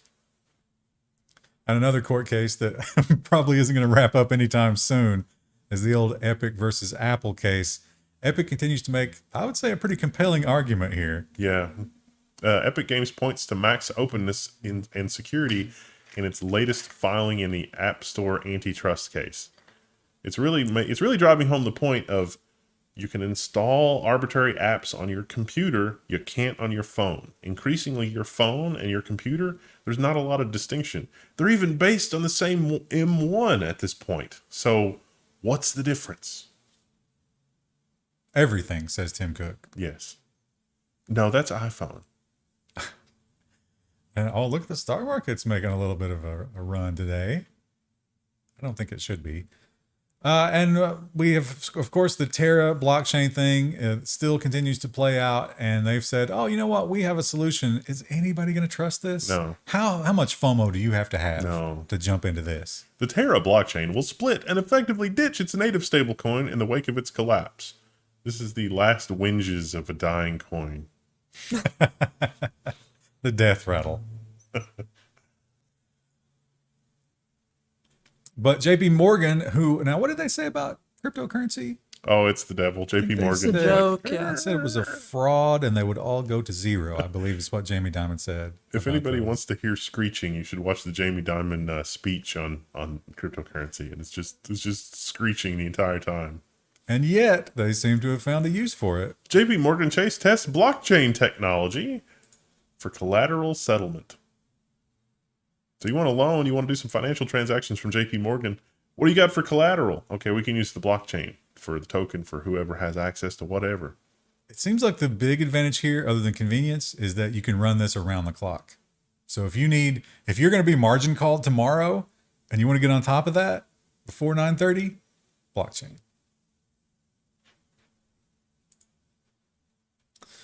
And quantum physics continues to just baffle me and the rest of the world.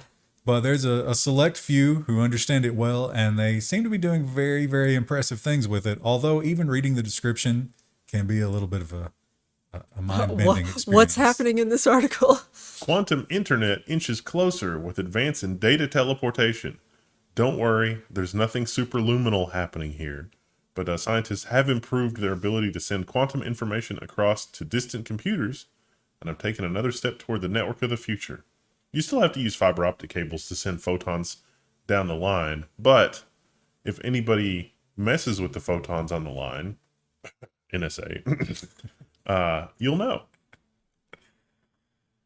And it is teleporting in a way, but it's a language that doesn't mean what you think it means. But it still is amazingly impressive. Yeah. Once you understand it.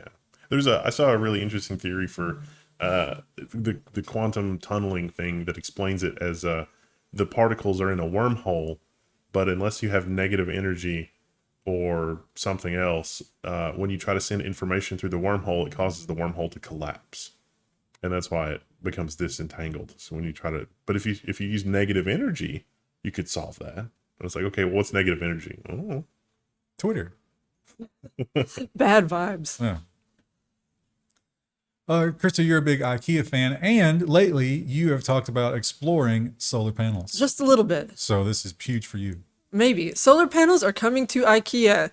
Don't get too excited. They're still wildly expensive. And this is not like you just go and pick up a pack of solar panels for yourself. They still install it. Yeah. And it's still $10,000. Yep. But it said 92% of IKEAs are already solar on the roof.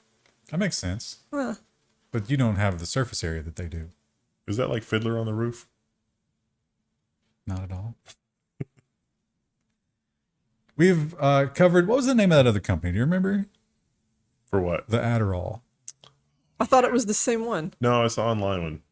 Well, no, these are both. You might be right, Chris. It might be one Cerebral. of these. Yeah, you're Oh, right. it was cerebral. Okay. Yeah, yeah. So obviously, people weren't thinking too hard about what cerebral was doing, which was mailing narcotics, I think, or at least addictive stuff. We know for sure Adderall, and some of the other pharmacies are taking a look at that, and they're like, "Ooh, I don't want that press. this could be bad." Oh, press. How about the FBI task force, That's the true. DEA?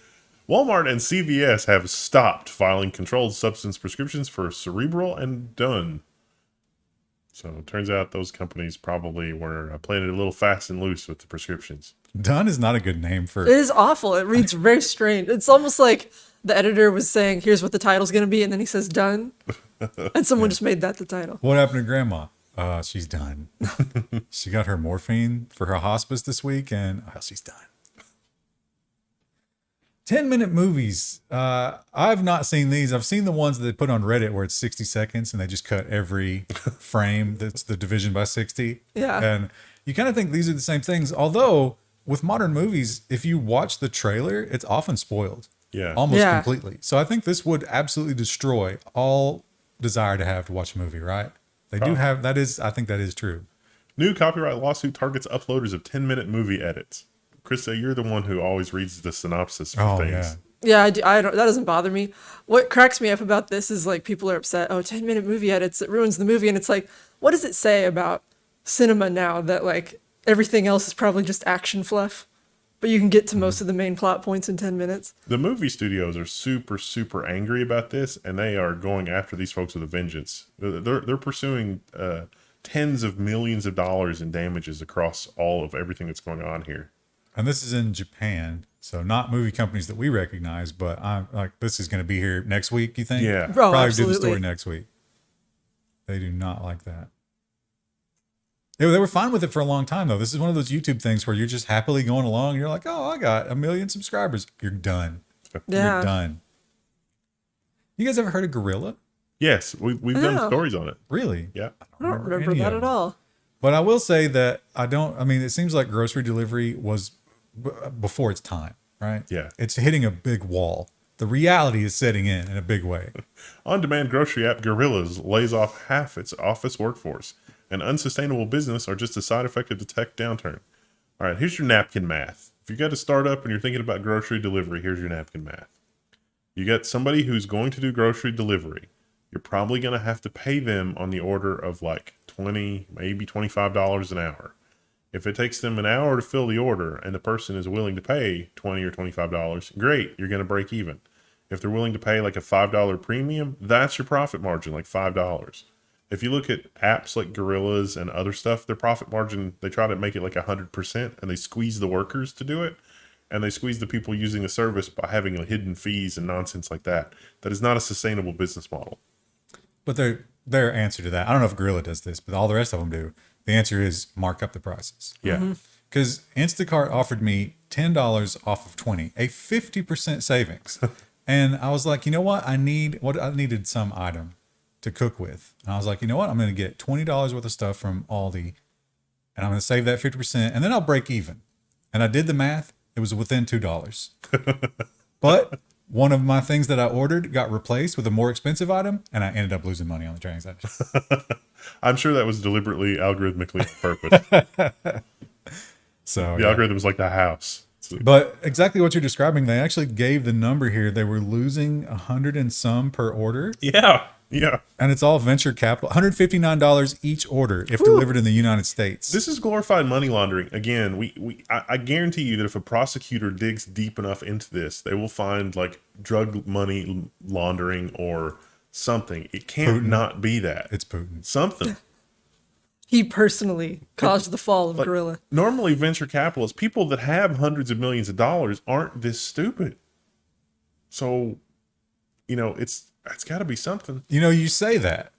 And then the very next headline kind of points out that they might be. Airbnb is closing its domestic business in China, sources say. Why on earth would Airbnb be closing down in China? All mainland China listings, homes, and experiences will be taken down by this summer. And they said they're going to focus on outbound travel. Are they allowed to leave yet? Let's they said I guess there's a lot of local competitors for it, so it's like, then why did you move into that market in the first place? One thing I'm kind of enjoying about the fall of the economy is that a lot of these unicorn companies like Twitter and Netflix and, you know, all these companies are getting a big reality check and they don't know what to do. They're like, wait, what? You don't constantly make more profit every year? What? What? Are we going to have to change things? And they don't know how to change things and they're not very smart. And it leads to some really disgusting things. Coinbase tests app for employees to grade each other during meetings. You're getting an F because this could have been an email. So you get a thumbs up, thumbs down, or a neutral, and you are expected to judge them based on a variety of things, you know, inclusion, did they offer anything to say, which means that all the people that should not be speaking during a meeting will now be even more motivated to speak during a meeting. I feel like if we implemented this at our office, everyone would just downvote each other all the time for Yeah. arbitrary reasons, just for fun, Yeah. and it would be completely useless. And also, like, this could have been an email. This didn't need to be a meeting. Yeah. But if we started making, you know, 100 million a year, that would all fall apart. We could never, you can't hold that sand in your grasp. Yeah. It's something that just can't be scaled up for whatever reason. Like Steam maybe is the closest we've ever seen to it, right? How many employees do you think Steam has? Valve, Yeah, Or Valve. Valve? probably a gazillion, but a lot of their success is that they still have small teams that are working with other small teams that are working with other small teams to get stuff done. Because there's no other way to do it. Though they've hemorrhaged some talent in the last few years, like a lot of their writers and stuff have left. So you're saying that you have to, it's okay to have a monolithic collection of smaller things, but it becomes unmanageable if you have one Yeah. government. Yeah. Or giant company taking over. Where do I see parallels for that? GameStop probably should be one of those companies that's out of business, right? I think the stock thing gave them a war chest. They're a little late in reinventing themselves, but now they have a war chest with which to reinvent themselves, which they have a non-zero chance of succeeding at, but still probably very low. I think it's less than 1%. Based on this headline, I don't think this is the way to go. GameStop now has its own wallet for crypto and NFTs.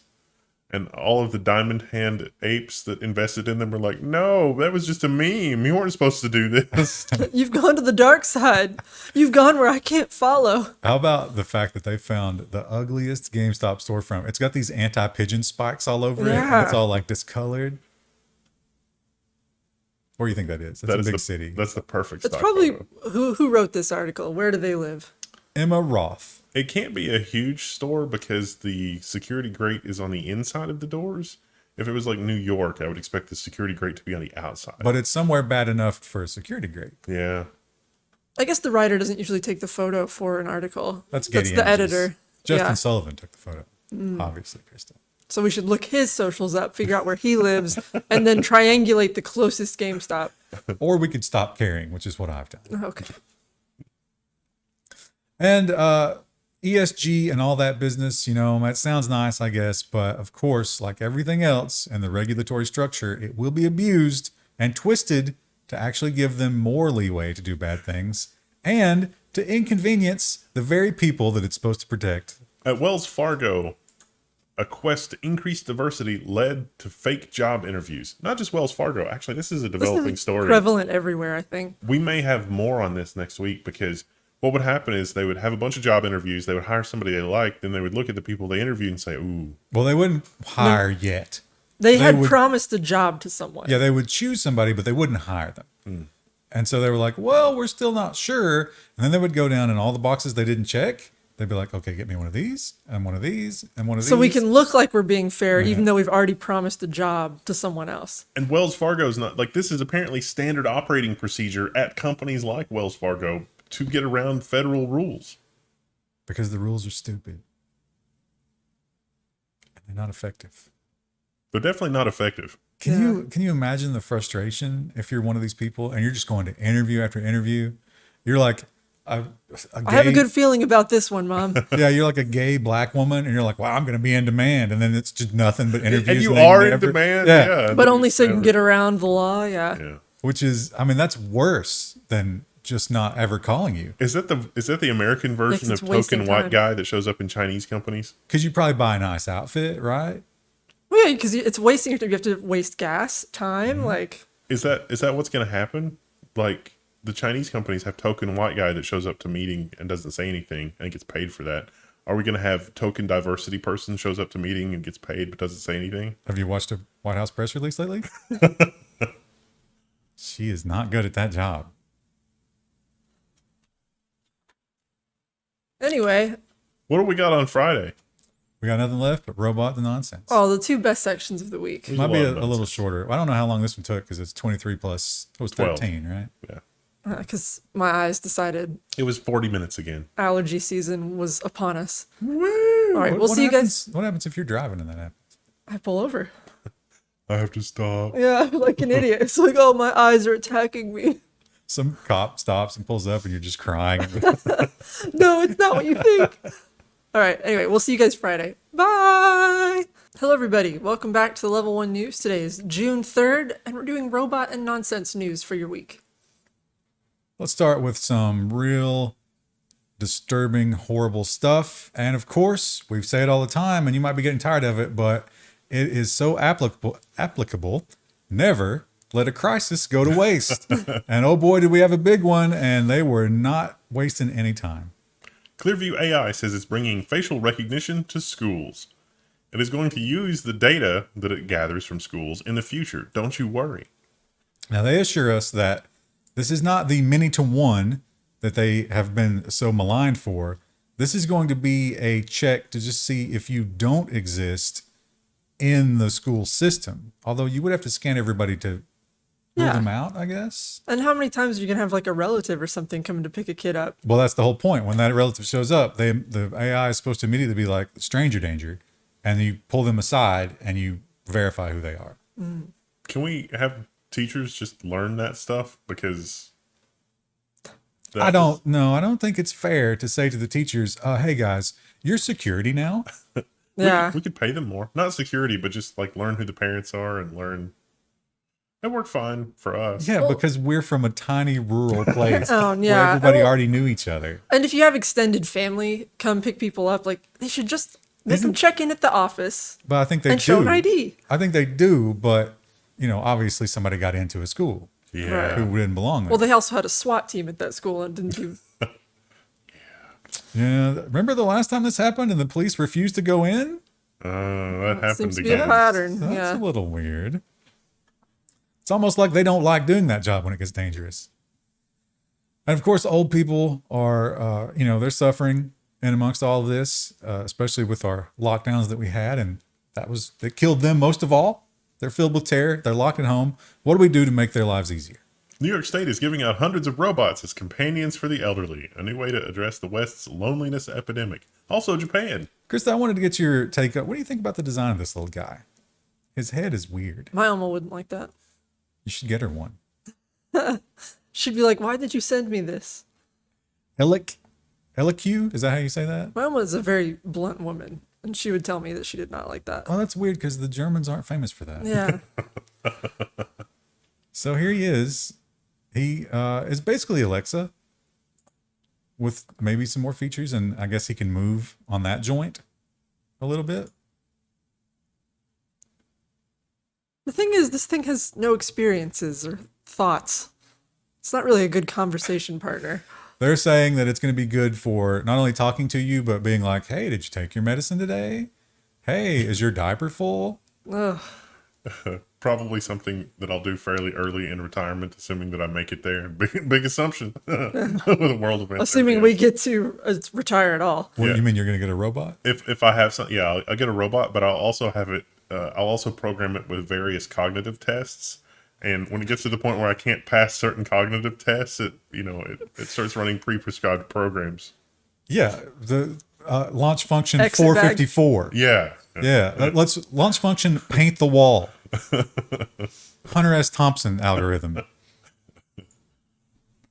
And this is a beautiful piece of look how amazing that is. And China, now I know what your mind is immediately going to go to a certain place. Let me just get right in front of that.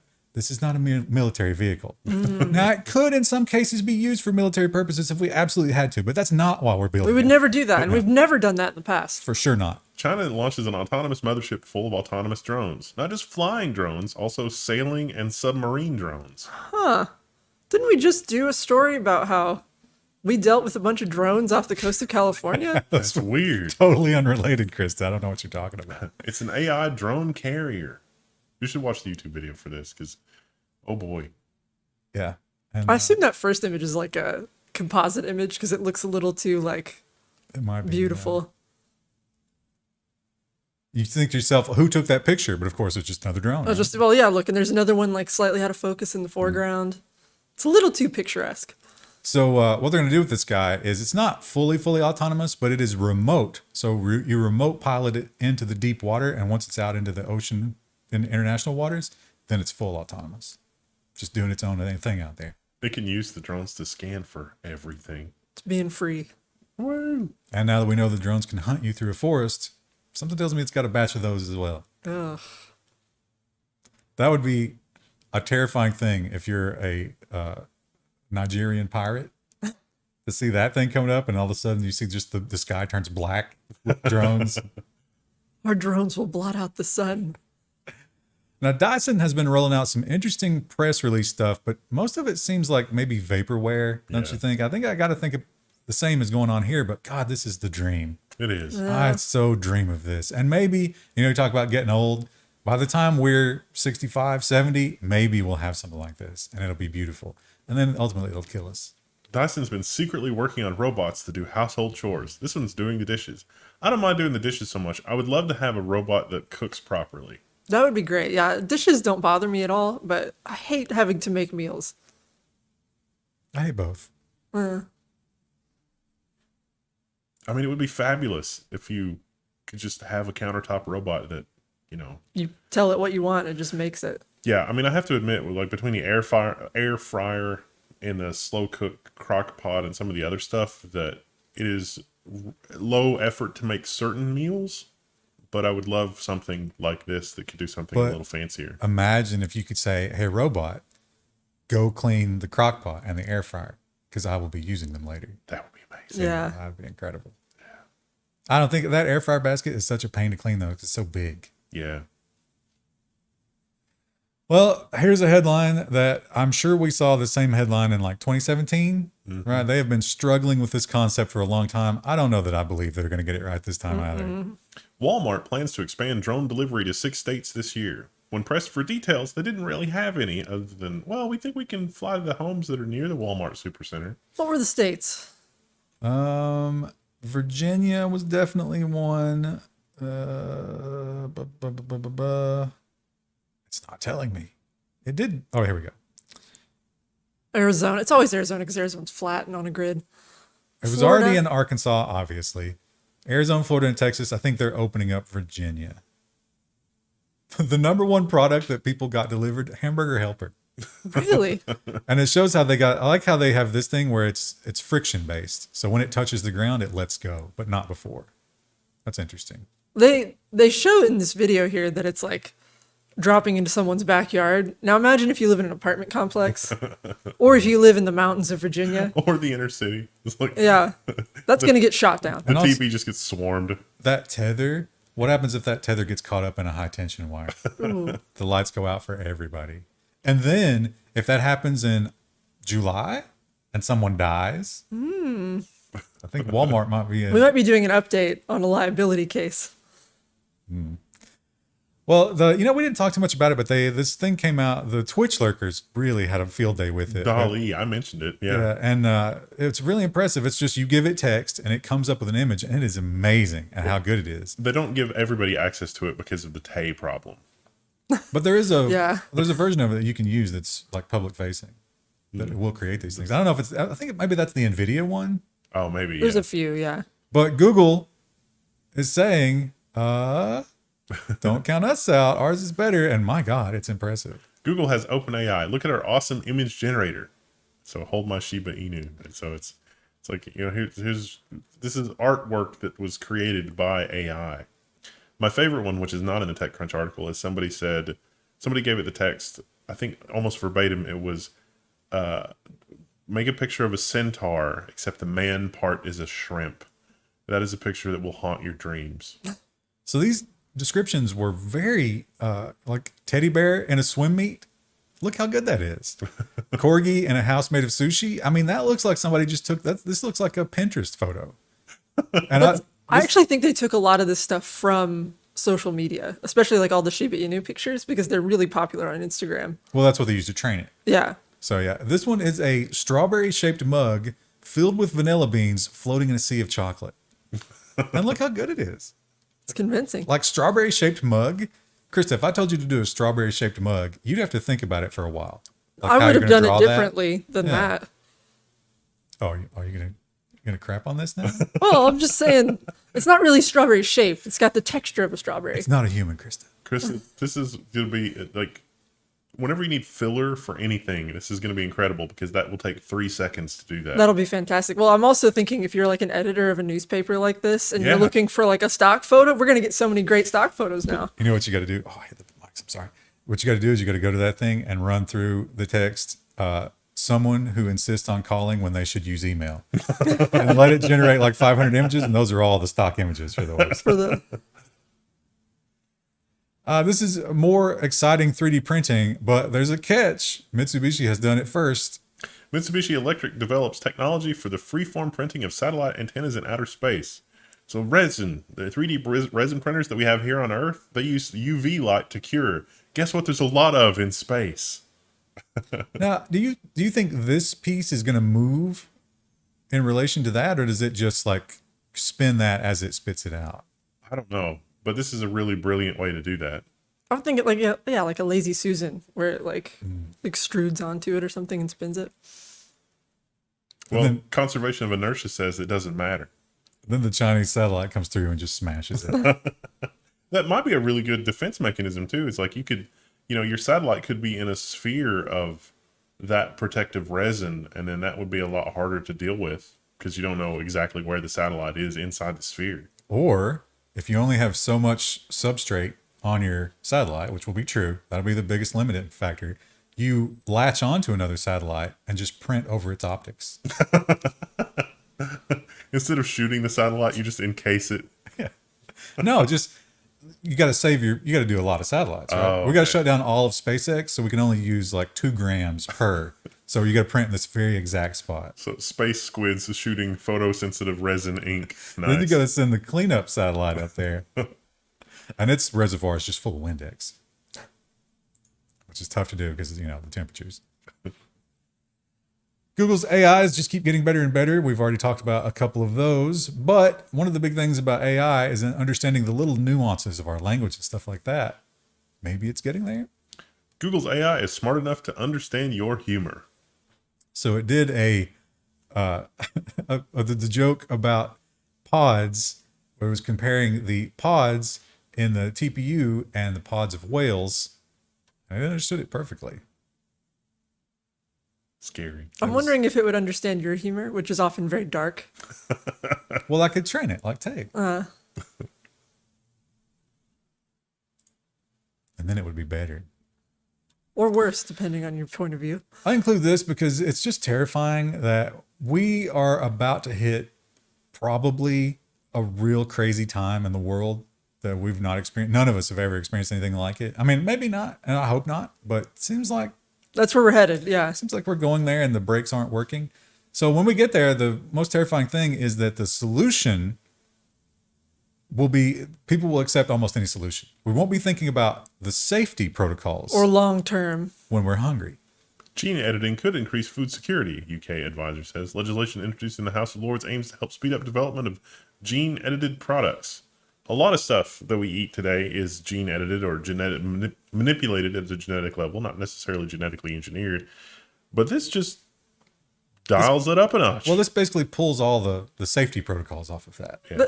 The problem with this is that you end up with monocultures of certain things. So like every banana you eat doesn't have seeds in it because they're all one type of banana. And we know how that is done commercial. Like, you don't own the seeds. Right. Dangerous. Well, it's like, and like with tomatoes and stuff. So I try to grow heirloom varieties because those are usually rare kinds that you can't get at a grocery store. But right now, a lot of the tomatoes that are produced commercially are a handful of varieties. So if you get a disease or something that hits those, well, then you're screwed. Or let's say that, I don't know, maybe we get a huge famine and we're using nothing but that because we need maximum output. And then we have a nuclear war and we can't get those seeds from the manufacturer anymore because it's a crater.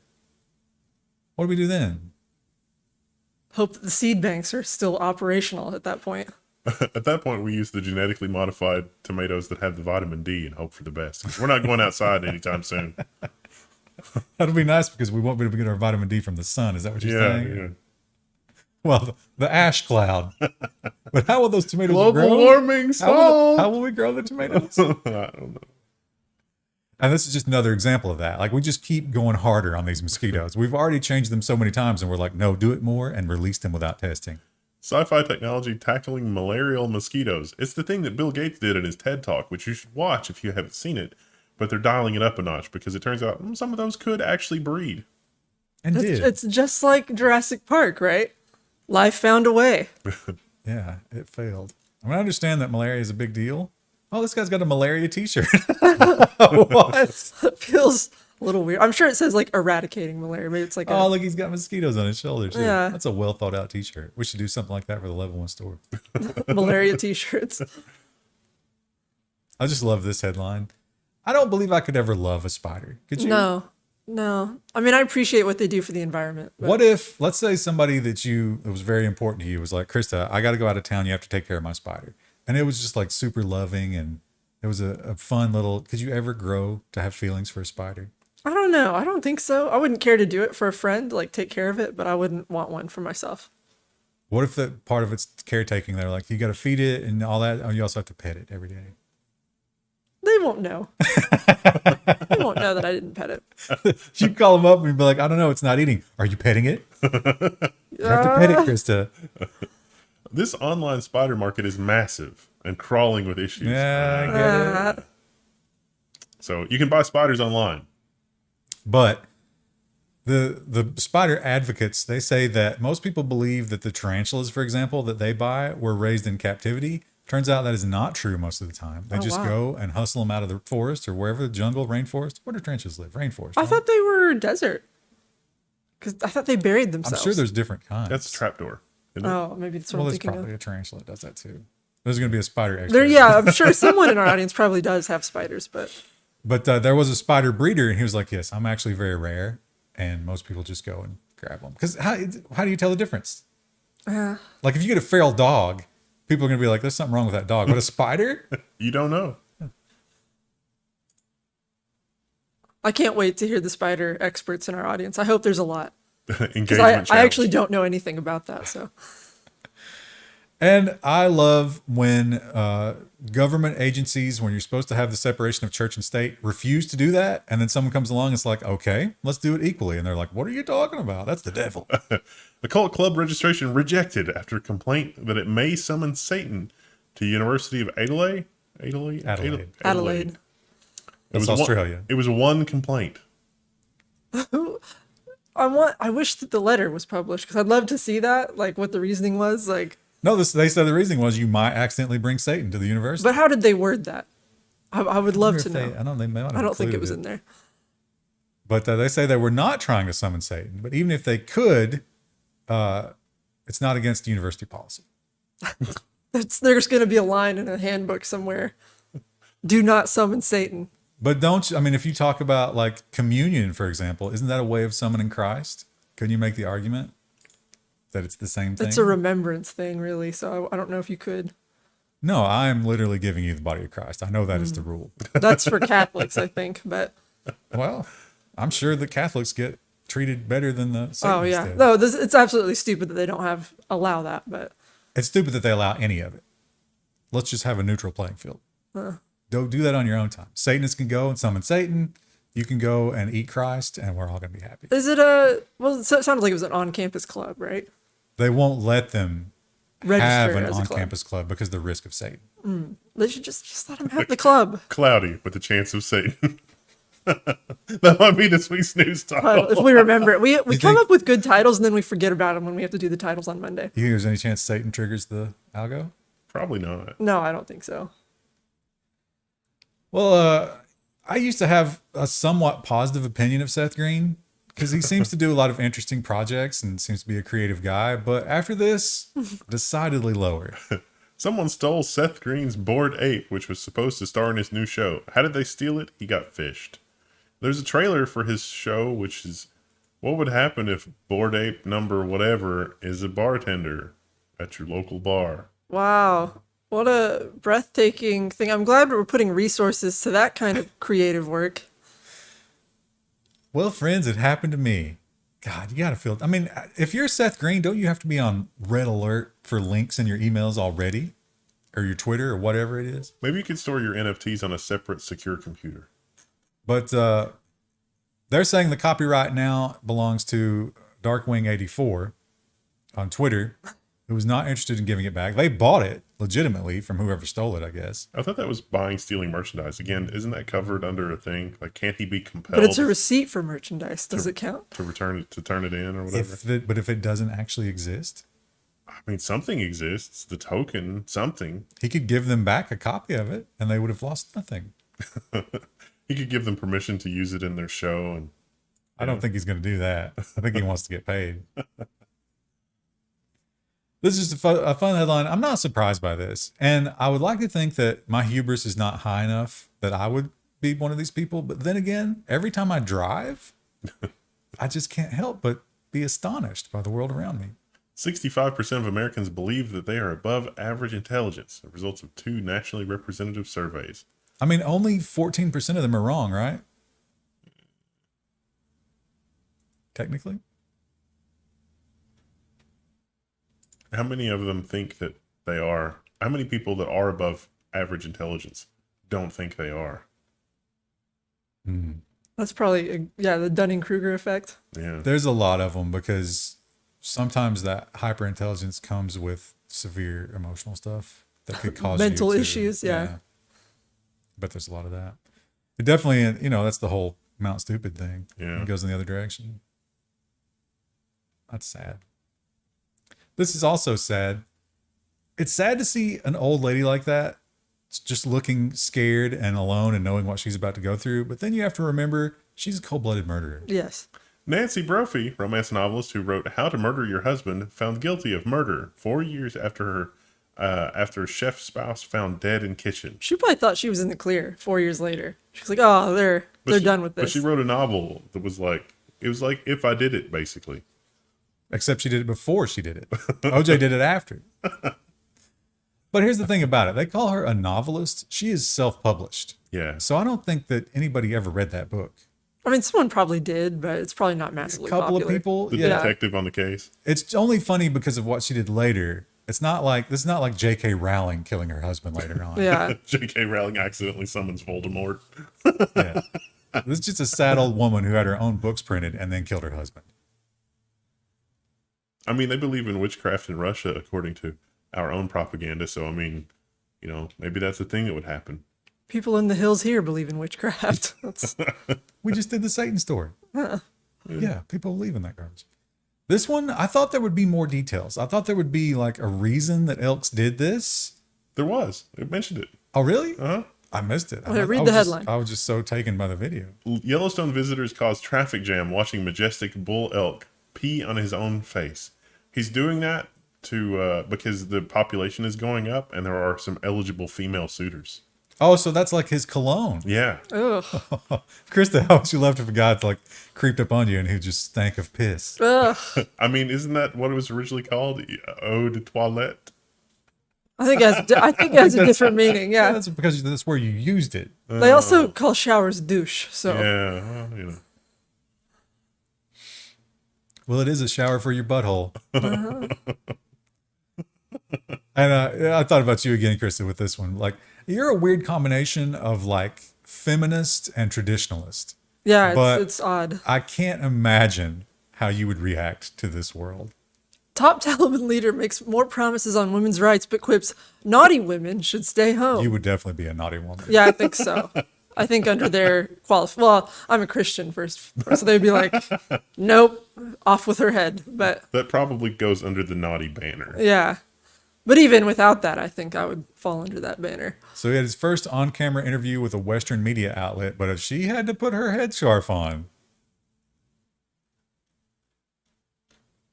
It just never stops astonishing me that the Taliban is trying to be a legitimate government, but they just don't know how. They're so bad at it. I almost wonder if there are like two factions within the Taliban who are kind of like arguing about the direction of the party. I don't know that, but Probably more than two, right? yeah. I cannot imagine what would make a man do this, especially not a public figure. Do you think that he thought this would be relatable? Yeah, it's like, oh, it's obvious, isn't it? I mean, Doesn't everybody feel this way? girls smell better at 16 than 28. Tory council candidates shocked remarks. And then he doubled down. Does he just like cotton candy perfume or what's the... No, he says it's buttery sweet. It's probably cotton candy perfume because those girls are still young. I mean, look, we were all in high school, right? There were stinky girls. Yeah. Young girls can stink. They can stink a lot. My husband made a comment to me the other day. He's like, girl skin is just softer. Your skin's just softer. I'm like, that's because I take care of it. Like it's not something that's necessarily inherent. Oh, yeah. I mean, find a 50-something that's been in the sun her entire life. Yeah. It's like alligator leather. the tanning bed. That's why you got to sit in front of a computer all the time. Hillary Clinton probably feels like sandpaper. They probably all do. She probably, like when you touch Hillary Clinton, she probably immediately begins to draw all the moisture out of your body. Like that Star Trek. She didn't spend that much time in the sun. Yeah, but she's evil. Bear hunting, I guess, is still kind of a thing, but there are rules about it. Apparently, you have to give the bears a fighting chance. I still don't think they have much of one No. against that kind of thing, but some people do the wrong thing, and sometimes they do it to appease a celebrity. Utah hunting guide facing felony for rigging Don Jr.'s bear hunt? ... Question That's mark? Donald Trump Jr. Yeah. So apparently he baited the bear somehow, or drew it out, or used tech to Yeah. track it, or something. It was not a quote unquote organic bear hunt. And didn't tell It'd be like using a salt lick for a deer. Donald Trump Jr. about it, and was just like, there's usually some bears out in this area.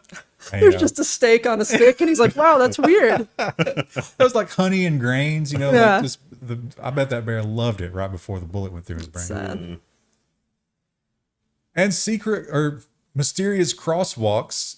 Often, local government will not do anything about road conditions. Can attest to that. And I have a very stiff suspension in my car, and my teeth rattle sometimes. So these people took it into their own hands to do something about it, but we're not even sure who these people are. LA has removed crosswalks allegedly painted by a secretive group. What That's so chaotic. I love it. what kind of messed up city does it have to be where it's like, well, somebody bothered to put in a crosswalk, we're gonna remove these? Remember we did a story about there was a park and it had steps that were broken, and a couple of kids had broken their legs, and some local guy came and built the steps, and they were like, no, tear those down. Those are not up to code. They tore them down. Yeah. And then spent thousands to replace it. It's like just... Now they say this has to be a traffic circle instead, and they're getting on that, but they've already been working on it for a year. And it's just paint.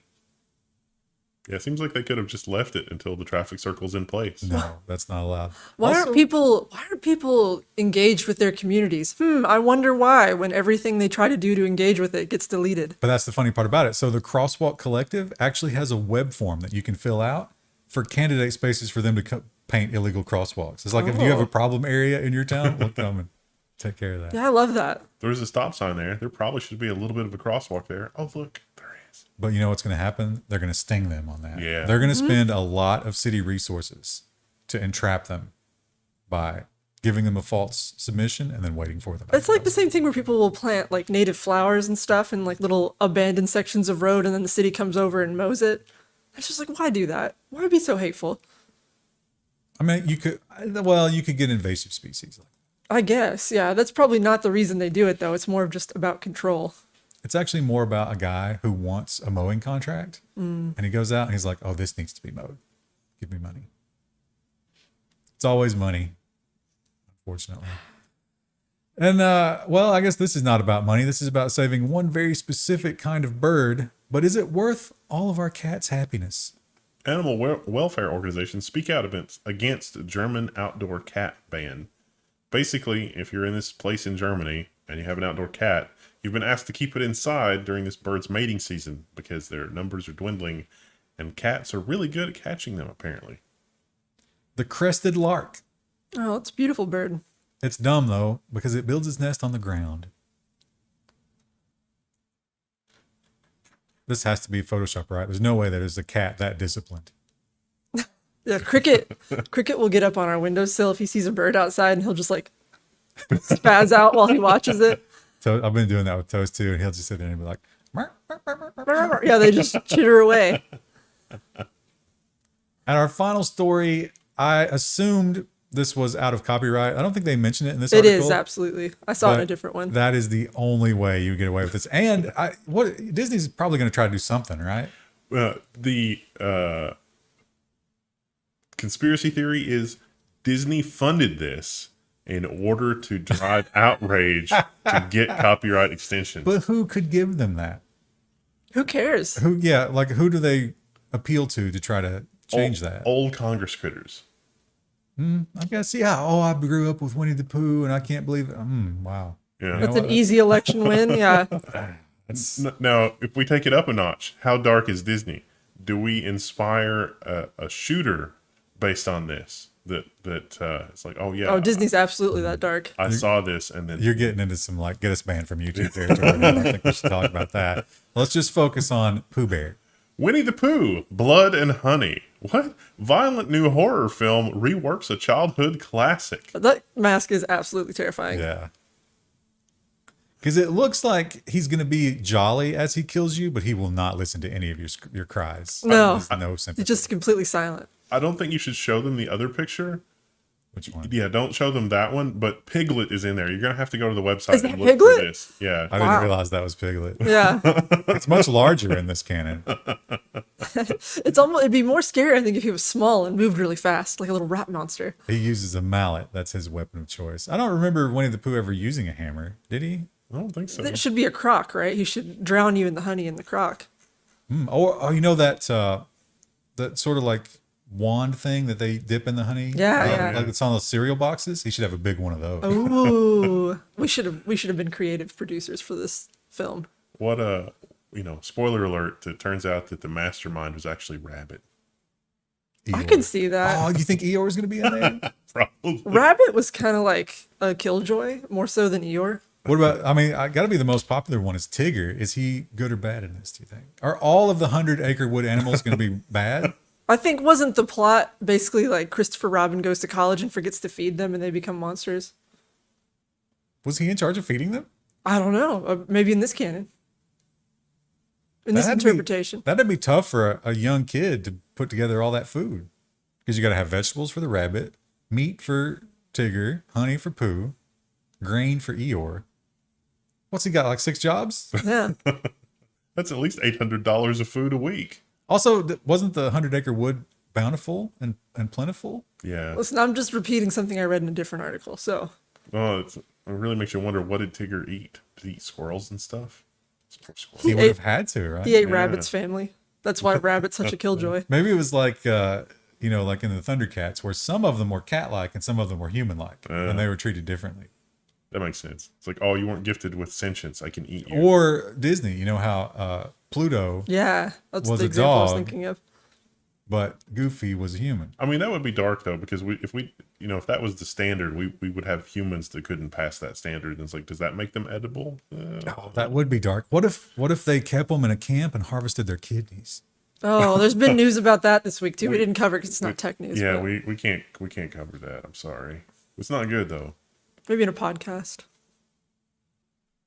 Well, we'll see you next week. Speaking of podcasts, don't miss out on the Picard Season 2, Episode 1 watch-along, available on Patreon and Floatplane. We watched. It's like our attempt. We're a much worse red letter media, but gosh, that episode was so bad. It was bad. So Wendell's obviously a huge Star Trek fan, and I'm just like, I don't know really a whole lot about Star Trek, and it was terrible to both of us. The dialogue was so nasty. It's pretty bad. I'm glad that Patrick Stewart is keeping busy. It was great to see, Whoopi Goldberg and John Delancey, and I'm glad they got something to do. I'm glad they got the band back together and they had some fun doing this little project. Let's not worry about it. Let's just kill it. None of those people were hurting for jobs. They were doing fine. Whoopi works every day. You know, now that you mention it, if somebody had a camera crew at like a backyard barbecue with all of them, that probably would have been better. You think they get along? The dialogue would probably be a lot better. Even if they didn't get along, that would still be entertaining. The final frontier's in here. Maybe even more entertaining. Anyway, check it out. You will have to pay a few dollars, but let's face it, that's the best. Oh no, that's the best money you're going to spend all year. We'll see you next week.